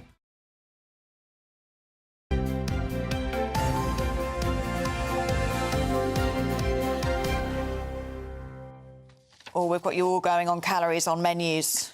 Tim says, utter nonsense. I don't buy a McDonald's because it's good for my waistline. David says, I think it's a good idea to have nutritional information on menus. We had a meal in Cardiff last year, and one dessert... No. OK, I'm going to read this. I still can't quite believe it. One dessert on the menu had 3,606 calories. What on earth was that? Creme brulee. And 46.4 grams of fat and 61.3 grams of sugar. Wowzers. Oh, that does make me feel a bit ill. Wendy, calories on menus work for me. Andy says stay home and cook. Well, that is simple as that. Sometimes you just want to go out for a meal where you can just sit and relax and have a glass of wine. Let's not get onto the calories in a glass of wine. That's a whole other conversation. You don't want to know that one either, yes. And Georgina says, in our restaurant, we have the calories on our online menu, but not on our table menu. Then if you need to view the calories, you can access it via the website. That's maybe an interesting way of doing it. Jane, just look how much sugar is in a pot of low-fat yoghurt and you will be shocked. Yeah. Yeah, full-fat yoghurt's the way to go, I think, rather than the low-fat stuff. It all comes into education, doesn't it? Which we know that Renee Honderkamp feels very passionately about. She's a GP and medical writer. She joins us today to go through the papers, as does Fraser Myers, who's deputy editor of Spiked. And Renee, we'll start with you on this story, shall we? Calories on menus. This is a story in many of the papers today, actually. 9,000 heart disease-related deaths could be prevented in England over the next 2 decades if all restaurants put calories on their menus. So, firstly, I am going to say that I don't like modelling studies because they're generally rubbish. We learnt that during COVID. But I do actually like this story. I think calories on a menu, it's not harmful. And I know that people will argue about the eating disorders, but we have a far, far bigger problem with obesity than we do with anorexia or bulimia, far bigger, which is going to cost people's health in such a major way. For me, it changes my behaviour. If I'm out to eat and I see that there's a really juicy-looking burger that's got 1,700 calories, I won't have it. It's just too much. It's more than my daily intake, and it just makes me make a different choice. And I think we've demonstrated, as we said earlier, that people are nudged by things like this. I don't think it's a bad thing at all. I think it might not be practicable for the small restaurants who need to do it, but I certainly don't have any kind of objection to it. I think But you say obesity is a worse problem than anorexia, but anorexia is still an issue amongst a lot of people. Surely we have to look after those people as well. And if they are going to be triggered by seeing calories on the menu, there needs to be a better way of doing it. But is this not the same as being offended by watching something or being a book? No, this is about your health. It's not about being offended by something. It's two different. Well, it is. It's being triggered. Being triggered is but health and anorexia is a serious illness. You're talking about being offended because you don't like something you've seen on the telly. It is a serious illness, but I really don't see why the rest of society has to be left alone to sort out the smallest problem.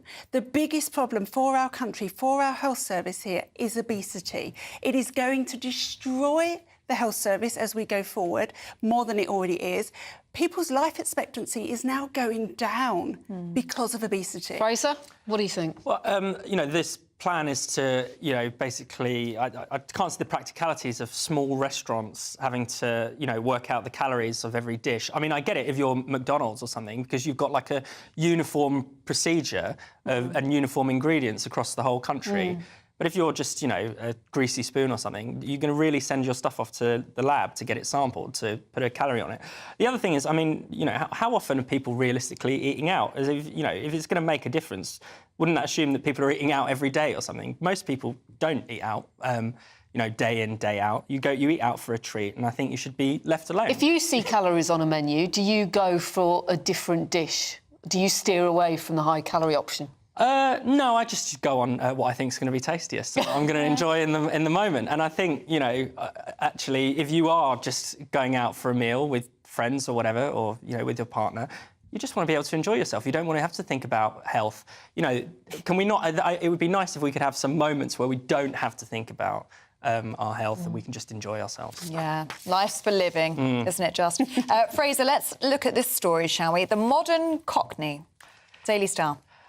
So apparently academics are saying you no longer need to live within the confines of the Bow Bells to be a Cockney anymore.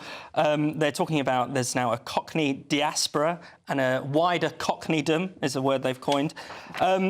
Essentially because, London is changing, London is becoming more multicultural. people who might have Cockney roots, a lot of them have sort of moved out to Essex or places like that.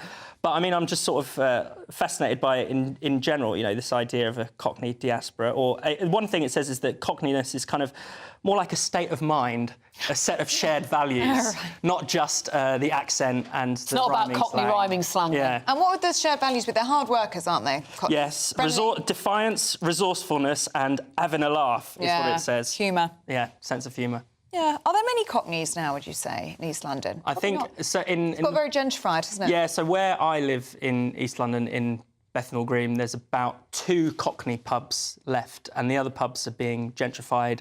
Hipster bars. Yes, so it's either, you know, first you kind of had lots of Cockney people leave, and then, you know, it's a very heavy Asian area, and now it's more hipsters are taking over, pushing out the Asian people. So, you know, that's what London's like, isn't it? It's a constant process of churn, and it's always changing. Yeah. I do think Cockneys... I'm from Essex. I think Cockneys have all moved out to Essex. They have. And that's where you Benfleet. find... Benfleet, yeah. And that's, they have pie mash shops everywhere. Love pie mash. I am a Cockney. Are you? I was born within the sound of Bow Bells. I was born in Bow Hospital. Most of my family now live in Benfleet. Well, there you go. I can vouch for point that. proven. But pie and mash, everyone should try it. Calories, doctor, calories. Carbs on carbs. I've never tried it. Oh. Is it good? Yes. And what's in the sauce?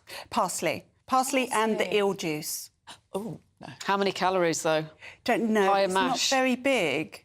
The portions I don't are very know, that big. mash. And I you know reckon that... That's a good 500 You know, plus pie calories. and mash came about because, again, it was for the workers in the docks and it supplied a fully nutritious meal with everything in it. Oh. Because David Beckham, he's a big pie and mash He is. fan, isn't he? He often posts, he goes back home, doesn't he, and posts on his social media. I think he gets it delivered to him now sometimes. Does he? Yeah. He's Doesn't up in surprise me. Oxfordshire now, isn't he? I doubt Posh eats it. No. Well, apparently, you'd be a fan of her. She eats very healthily. She has steamed fish and vegetables every single day. Has done for 20 years, apparently. That's the only meal she's ever eaten. Yeah. David was saying she never deters from that. David was saying. That is My actually... mate David. That is actually a mental health issue, I think. Oh, do you think? The same meal every single day for 20 years. Well, very disciplined, maybe. Can't be very nice. You know what? You'd end up not eating, wouldn't you? Well... I really don't want fish and broccoli today. See, she's somebody who would not be helped by seeing calories on a menu. Well, she wouldn't need to be, because she just has the same meal. She knows how many calories she's eating. And she's so tiny as well, isn't she? Yeah. School fines. Should we talk? Because we were talking about this earlier, about absenteeism and parents whose children miss a week or more of school face increased fines in a government drive to tackle absence. This is another one of those government policies which has done nothing to improve the education of our children. In fact, since this was originally introduced some 10 years ago, the educational standards for our children, the 11-year-olds who can't read when they go up to primary school, have got worse and worse and worse. So it's not working. So what do? They just increase the fine, like that may make it work. Most of the parents who get fined are taking their kids out so they can take them on a holiday before the holiday companies push the prices up. And frankly, as a parent, if I've got a £600 discount on my holiday versus a £60 fine, I'm going to go for the £60 You'll suffer the fine. Yeah. I mean, that does depend on the age of the child, doesn't it? If it's a teenager about to sit their exams, taking them abroad on holiday, But as a might not be responsible so parent, wise. I wouldn't do that. And this is what it comes down to. The parents that are responsible are the ones being fined, and the long-term truanting kids who can't read, are misbehaving, are going to get in trouble most likely, are the ones that this doesn't affect, because these parents are not going to pay the fines. They don't care. Yeah. Fraser, what do you make of this? I had an email in from Louise on this story saying, regarding the school absence fines, I think it's very unfair. What about when the teachers strike? I then have to take unpaid time off work. Can I find the schools back? What do you make of that? Wouldn't that be nice? And you know, let's not forget the other huge absence that children had recently during COVID. Schools were closed for months and months on end. Online learning was really not making up for that. So how could, you know, it's very difficult for the government to say it was fine for us to take your kids out of school for months, But if you take them off for a few days to go to Disneyland, then you are the worst parent ever, and you should. But also, it's the pandemic that caused some of the problems with absenteeism now. Absolutely. Because the mental health issues that some of these children now have. And there are tens of thousands of children, they call them ghost children, that have simply disappeared from the school register. So it would be nice. It's really, really scary situation. I'm not saying that the government is, taking great measures. Well, I think one of their plans is to have a national register, which would help with that. Which would definitely help. But I think they can't deal with the real problem, so they're going after actually perfectly, decent parents who are just taking the odd day off, to save money, frankly. Yeah, we are in a cost of living crisis, aren't we? Do let us know what you think about that story. Lots of you have an opinion on that. And this story as well, Fraser. Prince Harry. He's lost his legal battle, hasn't he, about security when he visits the UK? Yes, poor Harry. He's going to have to pay £1 million in costs after he's lost his case. I mean, essentially, is anyone that surprised? What he's really asking for is for his right to be looked after when he's on holiday, because he doesn't live here anymore. He's not, he's left the royal family. He's left the royal family, but he is still the son of the king. And so with that, surely, still comes a risk. I think what Prince Harry wants is to be able to have all of the perks of being a royal. He wants the fame, he wants the money, he wants his security paid for, but he doesn't want to take any of the responsibilities and the duties that come with it. And the case is interesting because, Prince Harry made a load of ludicrous claims that he tried to say the government hasn't even considered what it would be like for him to be attacked. Of course they had. They've considered all these things. And so the case was thrown out, and that's why he has to pay not only his own legal fees, he has to pay the Home Office's fees as well. It was, it could have cost us a lot of money just for him to have this lawsuit. Dr. Renee? Yeah, I mean, look, I think this is just ridiculous, and I think the fact that he's going to appeal smacks of desperation, smacks of him wanting to keep himself up there in the public eye. I also think it's interesting in the context of all of the discussion around reuniting with his family, because if he truly wants to reunite with the family, he wouldn't be doing this kind of thing. He would be dropping this and then reuniting with his family, at which point they could sort it out. Well, we also get a sense that he's very angry about this decision. There are reports in the papers this morning that he's asked the name, specifically the name of the person who's made this decision. It's not a man that's taking it well. No, not at all. I mean, one of the things he said, he's giving kind of contradictory sort of evidence in a way, because he's saying, look, I've offered to pay for some of the costs, but as the court said, well, you can either pay for it yourself or the taxpayer will pay for it. There's no happy medium. You can't just have a sort of top-up private police force, because that would be crazy. So which is it? Is he happy to pay for it himself or is he not? Well, that's a question. Let us know what you think. Let's have a look at the weather for you. Looks like things are heating up. Boxed boilers, sponsors of weather on GB News. Hello, good morning. Welcome to your latest GB News weather update with me, Annie, from the Met Office. Rain will persist across southeastern areas through today, and behind it we'll see sunshine and blustery showers. It's quite blustery across Scotland through this morning, particularly across the Northern Isles and the Western Isles. Some gale force winds are expected through the rest of the day, so a very windy and unsettled day to come. Elsewhere, though, across parts of Scotland, Northern Ireland into Wales and central England, it will turn a bit brighter as the day goes on, but there's also a risk of some quite heavy downpours as well, and will feel much colder than the past couple of days too. The far southeast, yes, it's milder, but it will be wet and cloudy through much of the day. That rain will persist across the far southeast through this evening, but it will slowly turn drier and clearer throughout the night. So clear skies will develop for many areas through the first part of the night. We'll likely see a frost across many areas of Scotland, northern England, as well as some northeastern areas of England, and we could see some mist and fog by tomorrow morning. But across the southwest, some wet weather will arrive by the early hours of Friday. That will turn to snow over the high ground of Wales, as well as northern areas of England, potentially into parts of Northern Ireland and northern Scotland as well, if that rain does push further north. And it will be feeling much colder wherever you are on Friday. We'll see some blustery showers as well moving in across many southern areas. We could see some sleety stuff falling over the moors too. So a chillier feeling day and a rather unsettled end to the week. A brighter outlook with Box Solar, sponsors of weather on GB News. In 2024, GB News is Britain's election channel. So join me, Tom Harwood, for the Rochdale by-election results. From midnight through to 6 a.m, we'll discover the twists and turns of the most unpredictable by-election in a long time. He should be celebrating. I just left hearing it, you know. And from 6 a.m. Friday, join Michael Portillo on GB News Breakfast for his take on the results. GB News, Britain's election channel.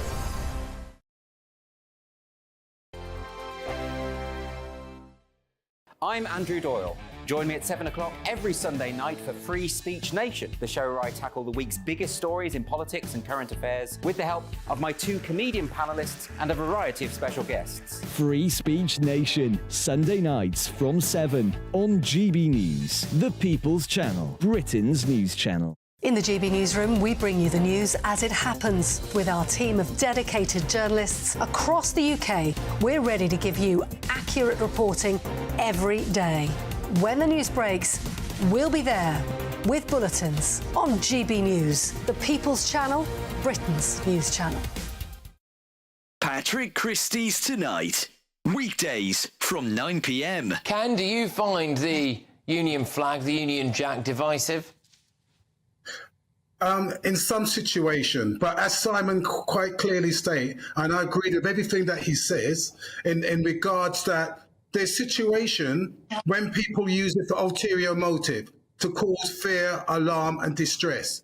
We saw that with the far right when they came up to saying protecting the Churchill statues and things of that nature. But largely on the large whole, even I wave the St. George's flag on a sporting occasion. And I don't see anything wrong in raising the Union Jack or the St. George's flag so long as the intention is correct. And as he says, Mr. Brockhurst, he served for the country and he should have every right to be proud of what he's done and the way that he wants to display it. All right, Simon, what do you make of this kind of, I would argue it as like student social media-based politics, where you get these pillocks from the Green Party or whatever saying, oh, it's divisive and I can't believe it. It will be legal in this country to do... Do those people need to get out more? I was on the streets of Stratford earlier on, an incredibly diverse place, speaking to a massive range of people right across different age demographics. I couldn't find a single sausage who said to me that they thought that this guy from the Green Party was right. He obviously has absolutely no attention from anybody, and this is his way of finding attention. Both Ken and myself, we both agree that nobody should use any symbol of national identity to offend others deliberately, because that's just inflaming a situation. There's so much sensitivity around so many things today, and people do get offended by so much so quickly without any rhyme or reason. GB News, unlike other broadcasters, isn't obsessed with the London-Westminster bubble. We think there's a nation beyond the M25, and that's why we talk about the issues that matter across the land. Join me on State of the Nation, 8 to 9 o'clock, Monday to Thursday, on GB News. Daisy's listening, and you should too.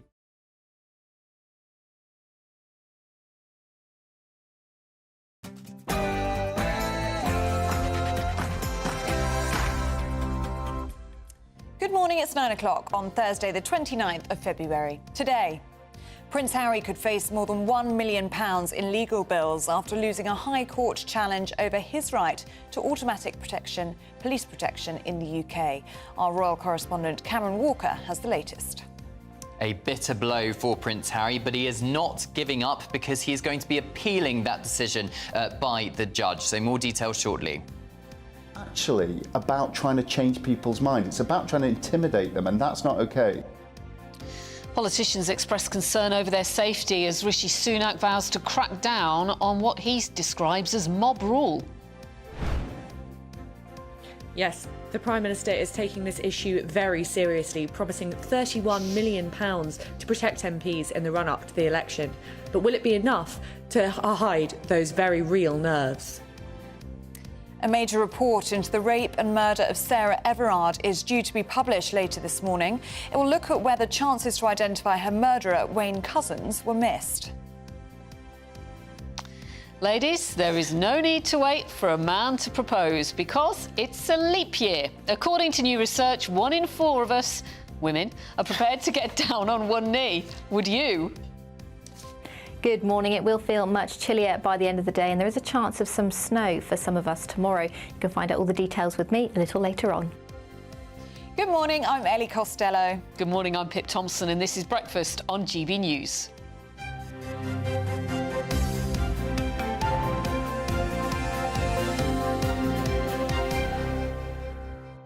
It is a leap year. Happy leap day, as someone coined it earlier. I quite liked that, so I'm going to use it. Matt, on the topic of women proposing on this day, he's not very happy. He says, in this day and age, why are women traditionally still waiting for men to propose? Surely, in these days of equality, either person can and should propose. Don't agree with you there. Charles and Sue say, my wife Sue proposed to me. She also suggested we marry on my birthday to make it easy for me to remember anniversary date. Very, very clever. Well, she's very kind to you, Charles, I will say. Sue, very good. And loads of you getting in touch on Prince Harry. He's obviously lost his legal battle to Home Office police protection. Jane in Sussex says, Prince Harry says he feels he can't bring his children to the UK without police protection as they wouldn't be safe. To me, it sounds like emotional blackmail. Bill in Glasgow, as far as I'm concerned, Harry gave up all his rights when he openly said he was not going to attend any more royal engagements. And Sue in Fareham makes an interesting point. She says, surely a major factor in this decision as to whether we should provide Prince Harry protection is that he expects 24/7 armed police protection. This means he seriously expects our police to possibly lay down their lives for him when he's done nothing but trash this country. Don't mince your words there, Sue. Do let us know what you make of that story.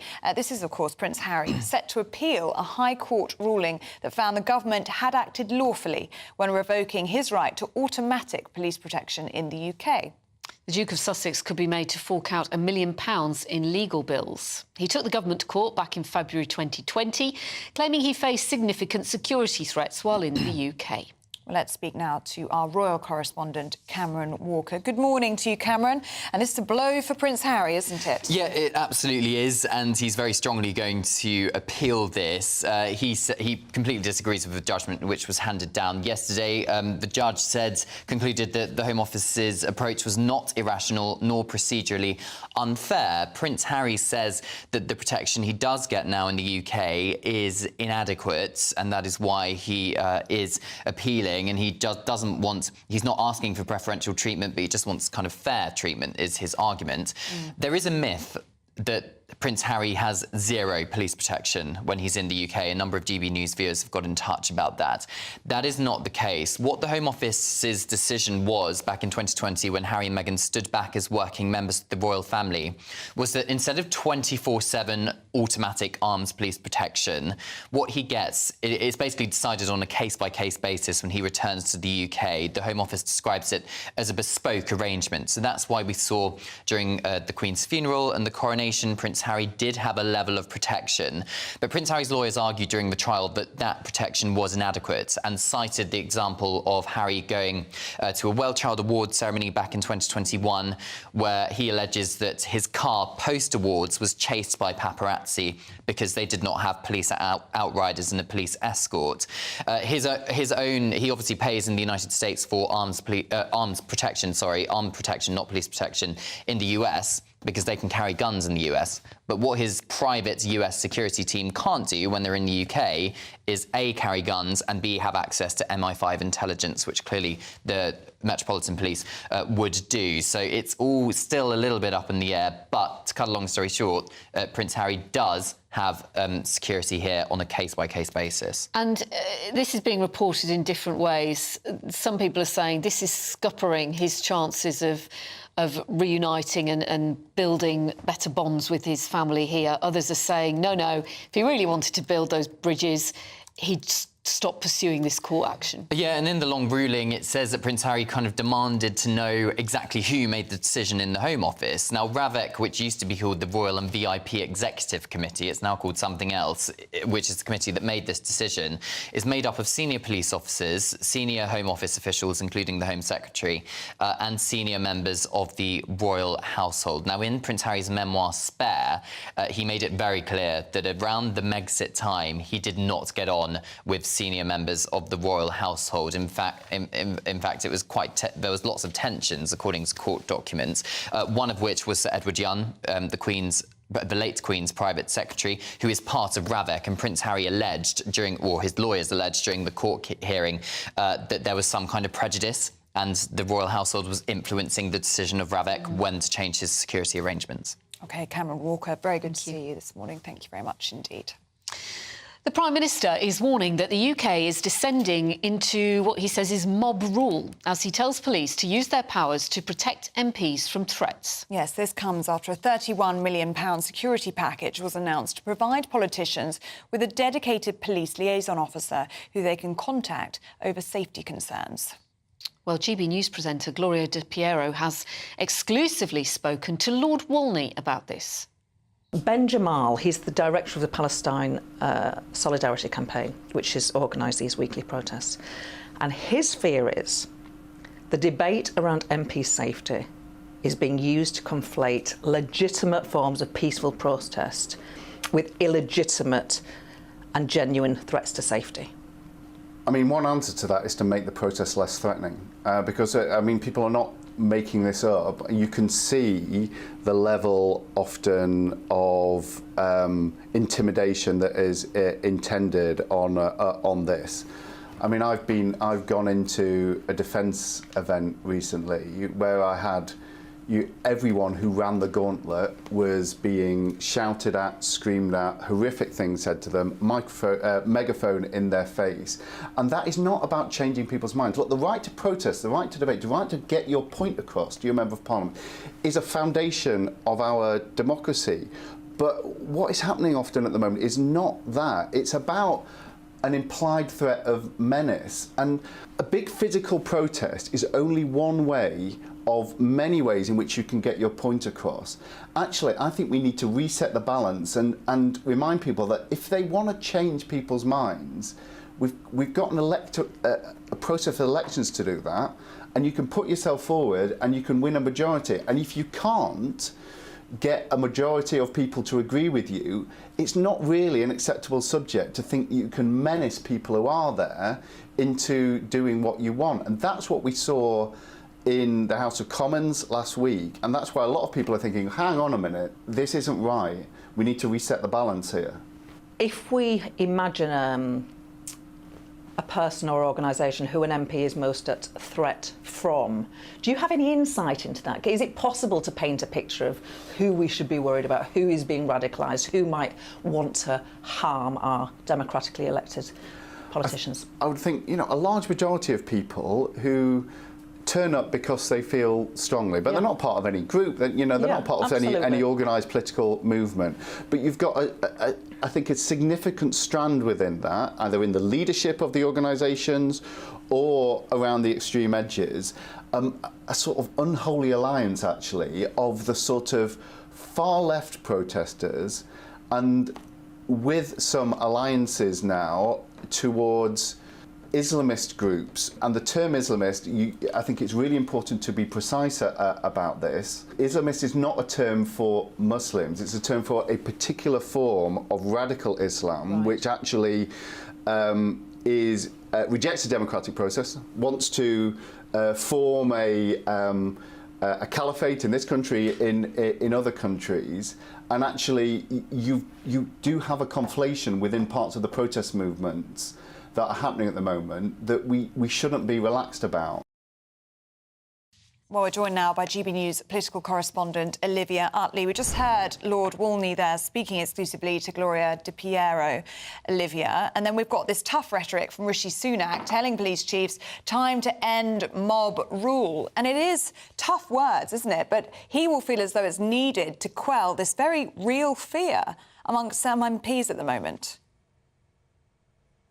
Well, absolutely. Rishi Sunak is clearly taking this issue really very seriously. He's pledged £31 million to help with MPs' security in the run-up to the election. And he's also giving police this gentle nudge, essentially reminding them of the powers that they have. He's told them this morning that they are able, under the law, to break up protests around an MP's house if those protests are seen to be intimidatory. Now, this isn't the first time that the government has reminded the police of their own powers. During the early Palestinian protests, the Home Secretary seemed to be at loggerheads with Mark Rowley, the police commissioner, over the amount of power that the police had, with the government reminding the Met of their powers. So I think this is a tension which we're likely to see get worse, if anything, over the months leading up to this election.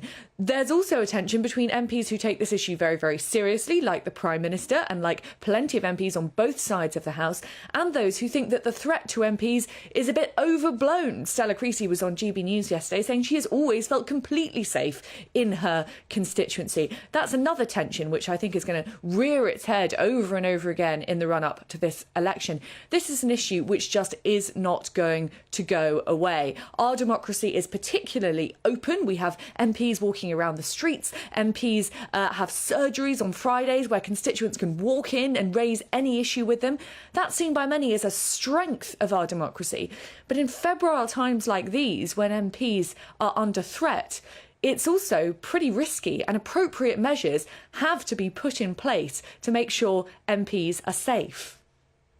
OK. Olivia Utley, political correspondent, thanks very much for that. Now, Britain's newsroom is coming up at 9:30. Andrew Pearce and Bev Turner are here. Good morning. And we did not coordinate our red, white and blue, ladies, although it does work very, very well. But you two are coordinating. It's a leap year, Bev. Got any ideas today? I may propose to Andrew Pearce today during the show. It's what he's been I waiting think he's for. got his fingers crossed. Can I say, I wouldn't be very gallant, and I'd say thank you, but no thank you. Settle out.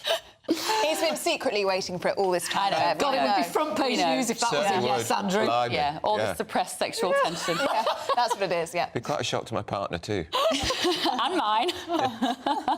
If you're watching, James, it's not going to happen. Don't worry. Right, what are we talking about today? We've got this Wayne Couzens report. Big report, the Independent report into how the police got it so horribly wrong, all the red flags there were about this terrible man who murdered Sarah Everard, raped and murdered her. 3 years this weekend. Amazing, isn't it? Oh, goodness. If you remember in the fallout, the Metropolitan Police Commissioner lost her job. Yeah. Also, we're going to be asking, do people feel any more confident now? Do women feel any more confident about the police? We know now they're no longer allowed to operate as plainclothes on their own.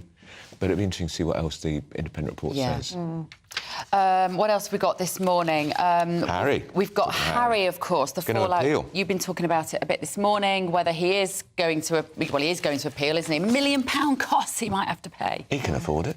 Well, he's won some other cases recently, Yeah. so I think he's all right on that front. Yeah. He can flog another book, slagging off his family. It's almost like a job for him now, isn't it? Just taking legal action. Yeah. He's on a mission. He gets some money and then he has to pay some more. And But he's angry as well. He's demanding names of the people who are responsible for this decision, apparently. It's extraordinary. Yeah. Bizarre. That's in the court Yeah. documents yesterday, Yeah. And immigration figures we've got out this morning during our show at, 9:30 pretty much. As you come off air and we come on air, we're going to have the latest immigration figures. I'm also going to talk about the play, the West End play starring Kit Harington, famous in Game of Thrones, which 2 nights a week will not allow any white people in the audience. Yes, we mentioned this a lot. Oh, my God, is that going to cause trouble? And it should cause trouble. Imagine if they said only white people 2 nights a week, no black people had the audience. The play would be closed down. Well, the scriptwriter in that is saying, as we did it a little bit earlier, was saying it's necessary in order to welcome black people into the theatre. I think it's an outrage. It's divisive. Well, And discrimination. I think in the current climate, I'm not sure how helpful it is. It is not helpful. Not at all. We need to be bringing people together. Exactly. Not separating them based on... Kit Harington should say to the producer, no. He's a big, big star, and he's being dragged into a controversy that is unnecessary. It's outrageous. So that and also, we're going to be talking about the fact that this trans killer, this trans woman killer, Scarlett Blake, is being put down on the statistics as a female criminal. Female murderer. He is in a men's prison. Even though they're in a male prison. In a male prison. What does that... Yeah, well, explain that one a little bit. Explain that, yeah, exactly. Trans woman, the BBC kept calling woman, didn't even say that she was a trans woman. in a male prison, but going down in the books. We know as a J.K. Rowling female hit killer. the roof about that one. She did. Good for her. Yeah. Oh, OK. It's a packed show. Thank you very much, both of you. Thank you very much. That's coming up at 9:30. Still to come on our show, according to new research, could be Beth. 1 in 4 women are prepared to propose today on leap year. We're going to be discussing that next. It could be Bev. Definitely won't be to Andrew. Yeah. This is GB News with Ellie and Pip.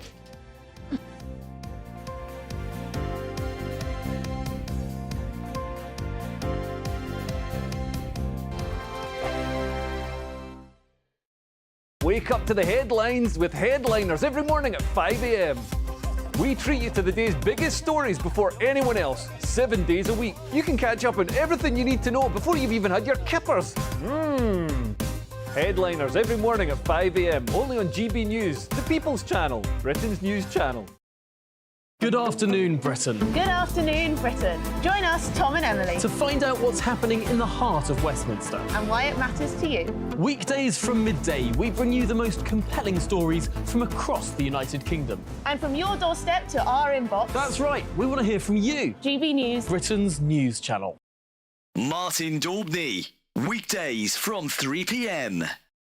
You have a president in President Biden who's not enforcing the law that was passed by Congress. President Obama, criticize him or not, actually enforced the law and was deporting people that had crossed illegally. Of course, President Trump enforced the law and improved the law to make sure that and worked with Mexico to have the Remain in Mexico policy. Biden has abandoned federal policy. In fact, he's deliberately trying to let in as many immigrants as possible. More for the Democrats, more is better and less is racist. Just astonishing. And the statement that Greg Abbott put out is really feisty stuff. He said the federal government has broken the contract between the United States and the state of Texas. And the eye numbers, Greg, are simply eye-watering. 6 million illegal immigrants have crossed our southern border in just 3 years, Governor Abbott says.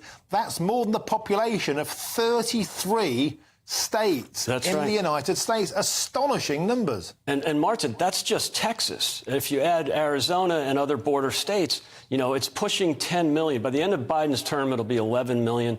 A study by Yale University a few weeks ago, 3 very liberal professors that did the study estimate there's 22 million illegal aliens. So this is a crisis that was created by Biden. It's what he wants. They want unfettered access to the border. They're letting them in. It's a real hardship on the working people of Texas and other border states. And now it's a real hardship on cities that the federal government, as well as the governors of Texas and other states, are sending some of the migrants to those so-called sanctuary cities. Every Sunday from 11, join Michael Portillo. There will be topical discussion, looking at the week before and the week to come. So kick back and relax at 11 a.m. on Sundays on GB News with me, Michael Portillo. GB News, the People's Channel, Britain's news channel.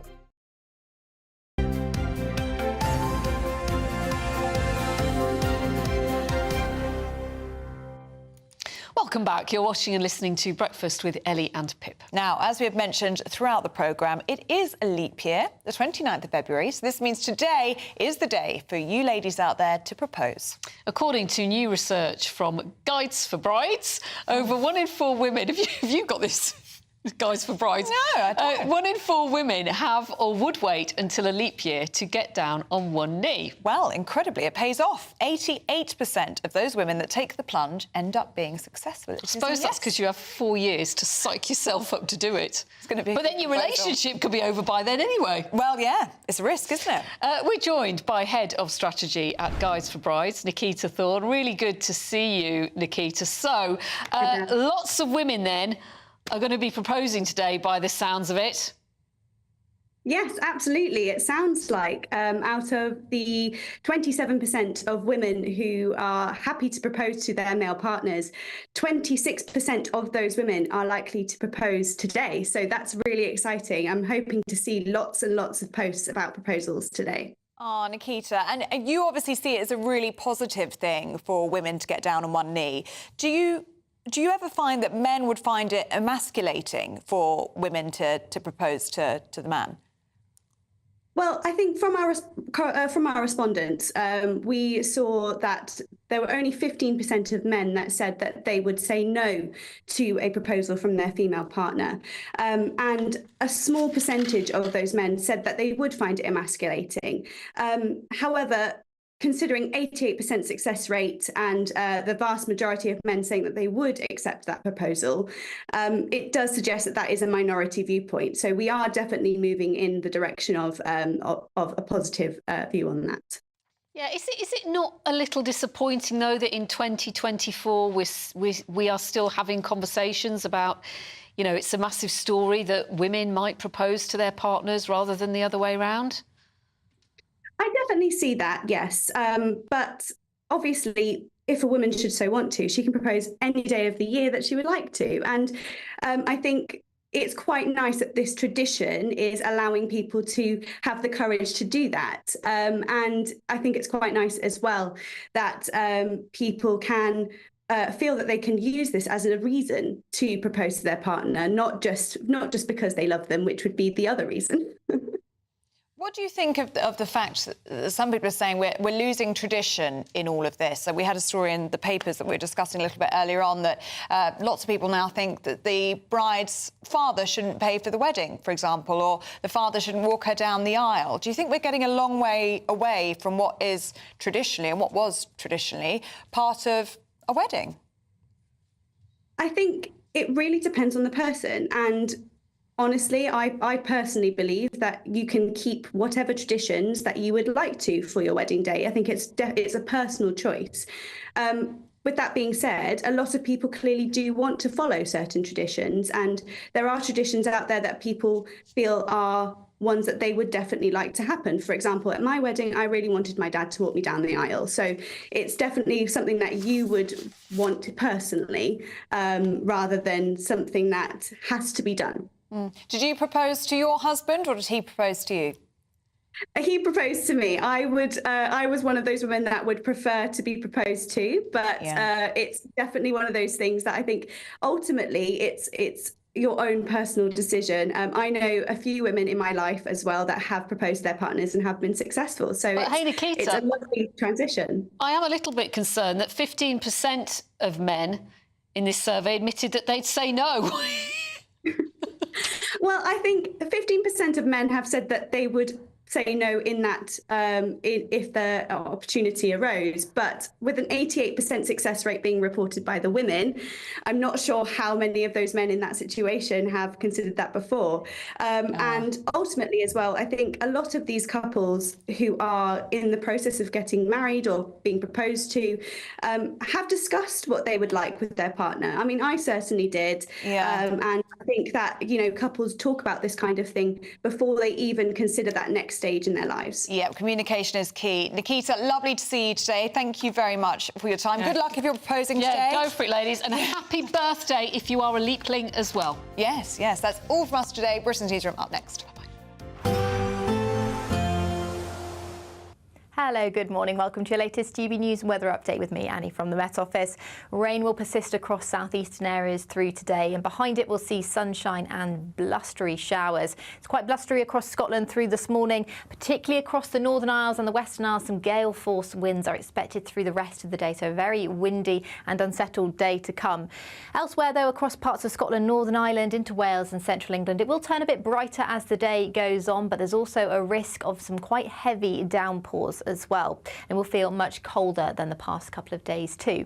The far southeast, yes, it's milder, but it will be wet and cloudy through much of the day.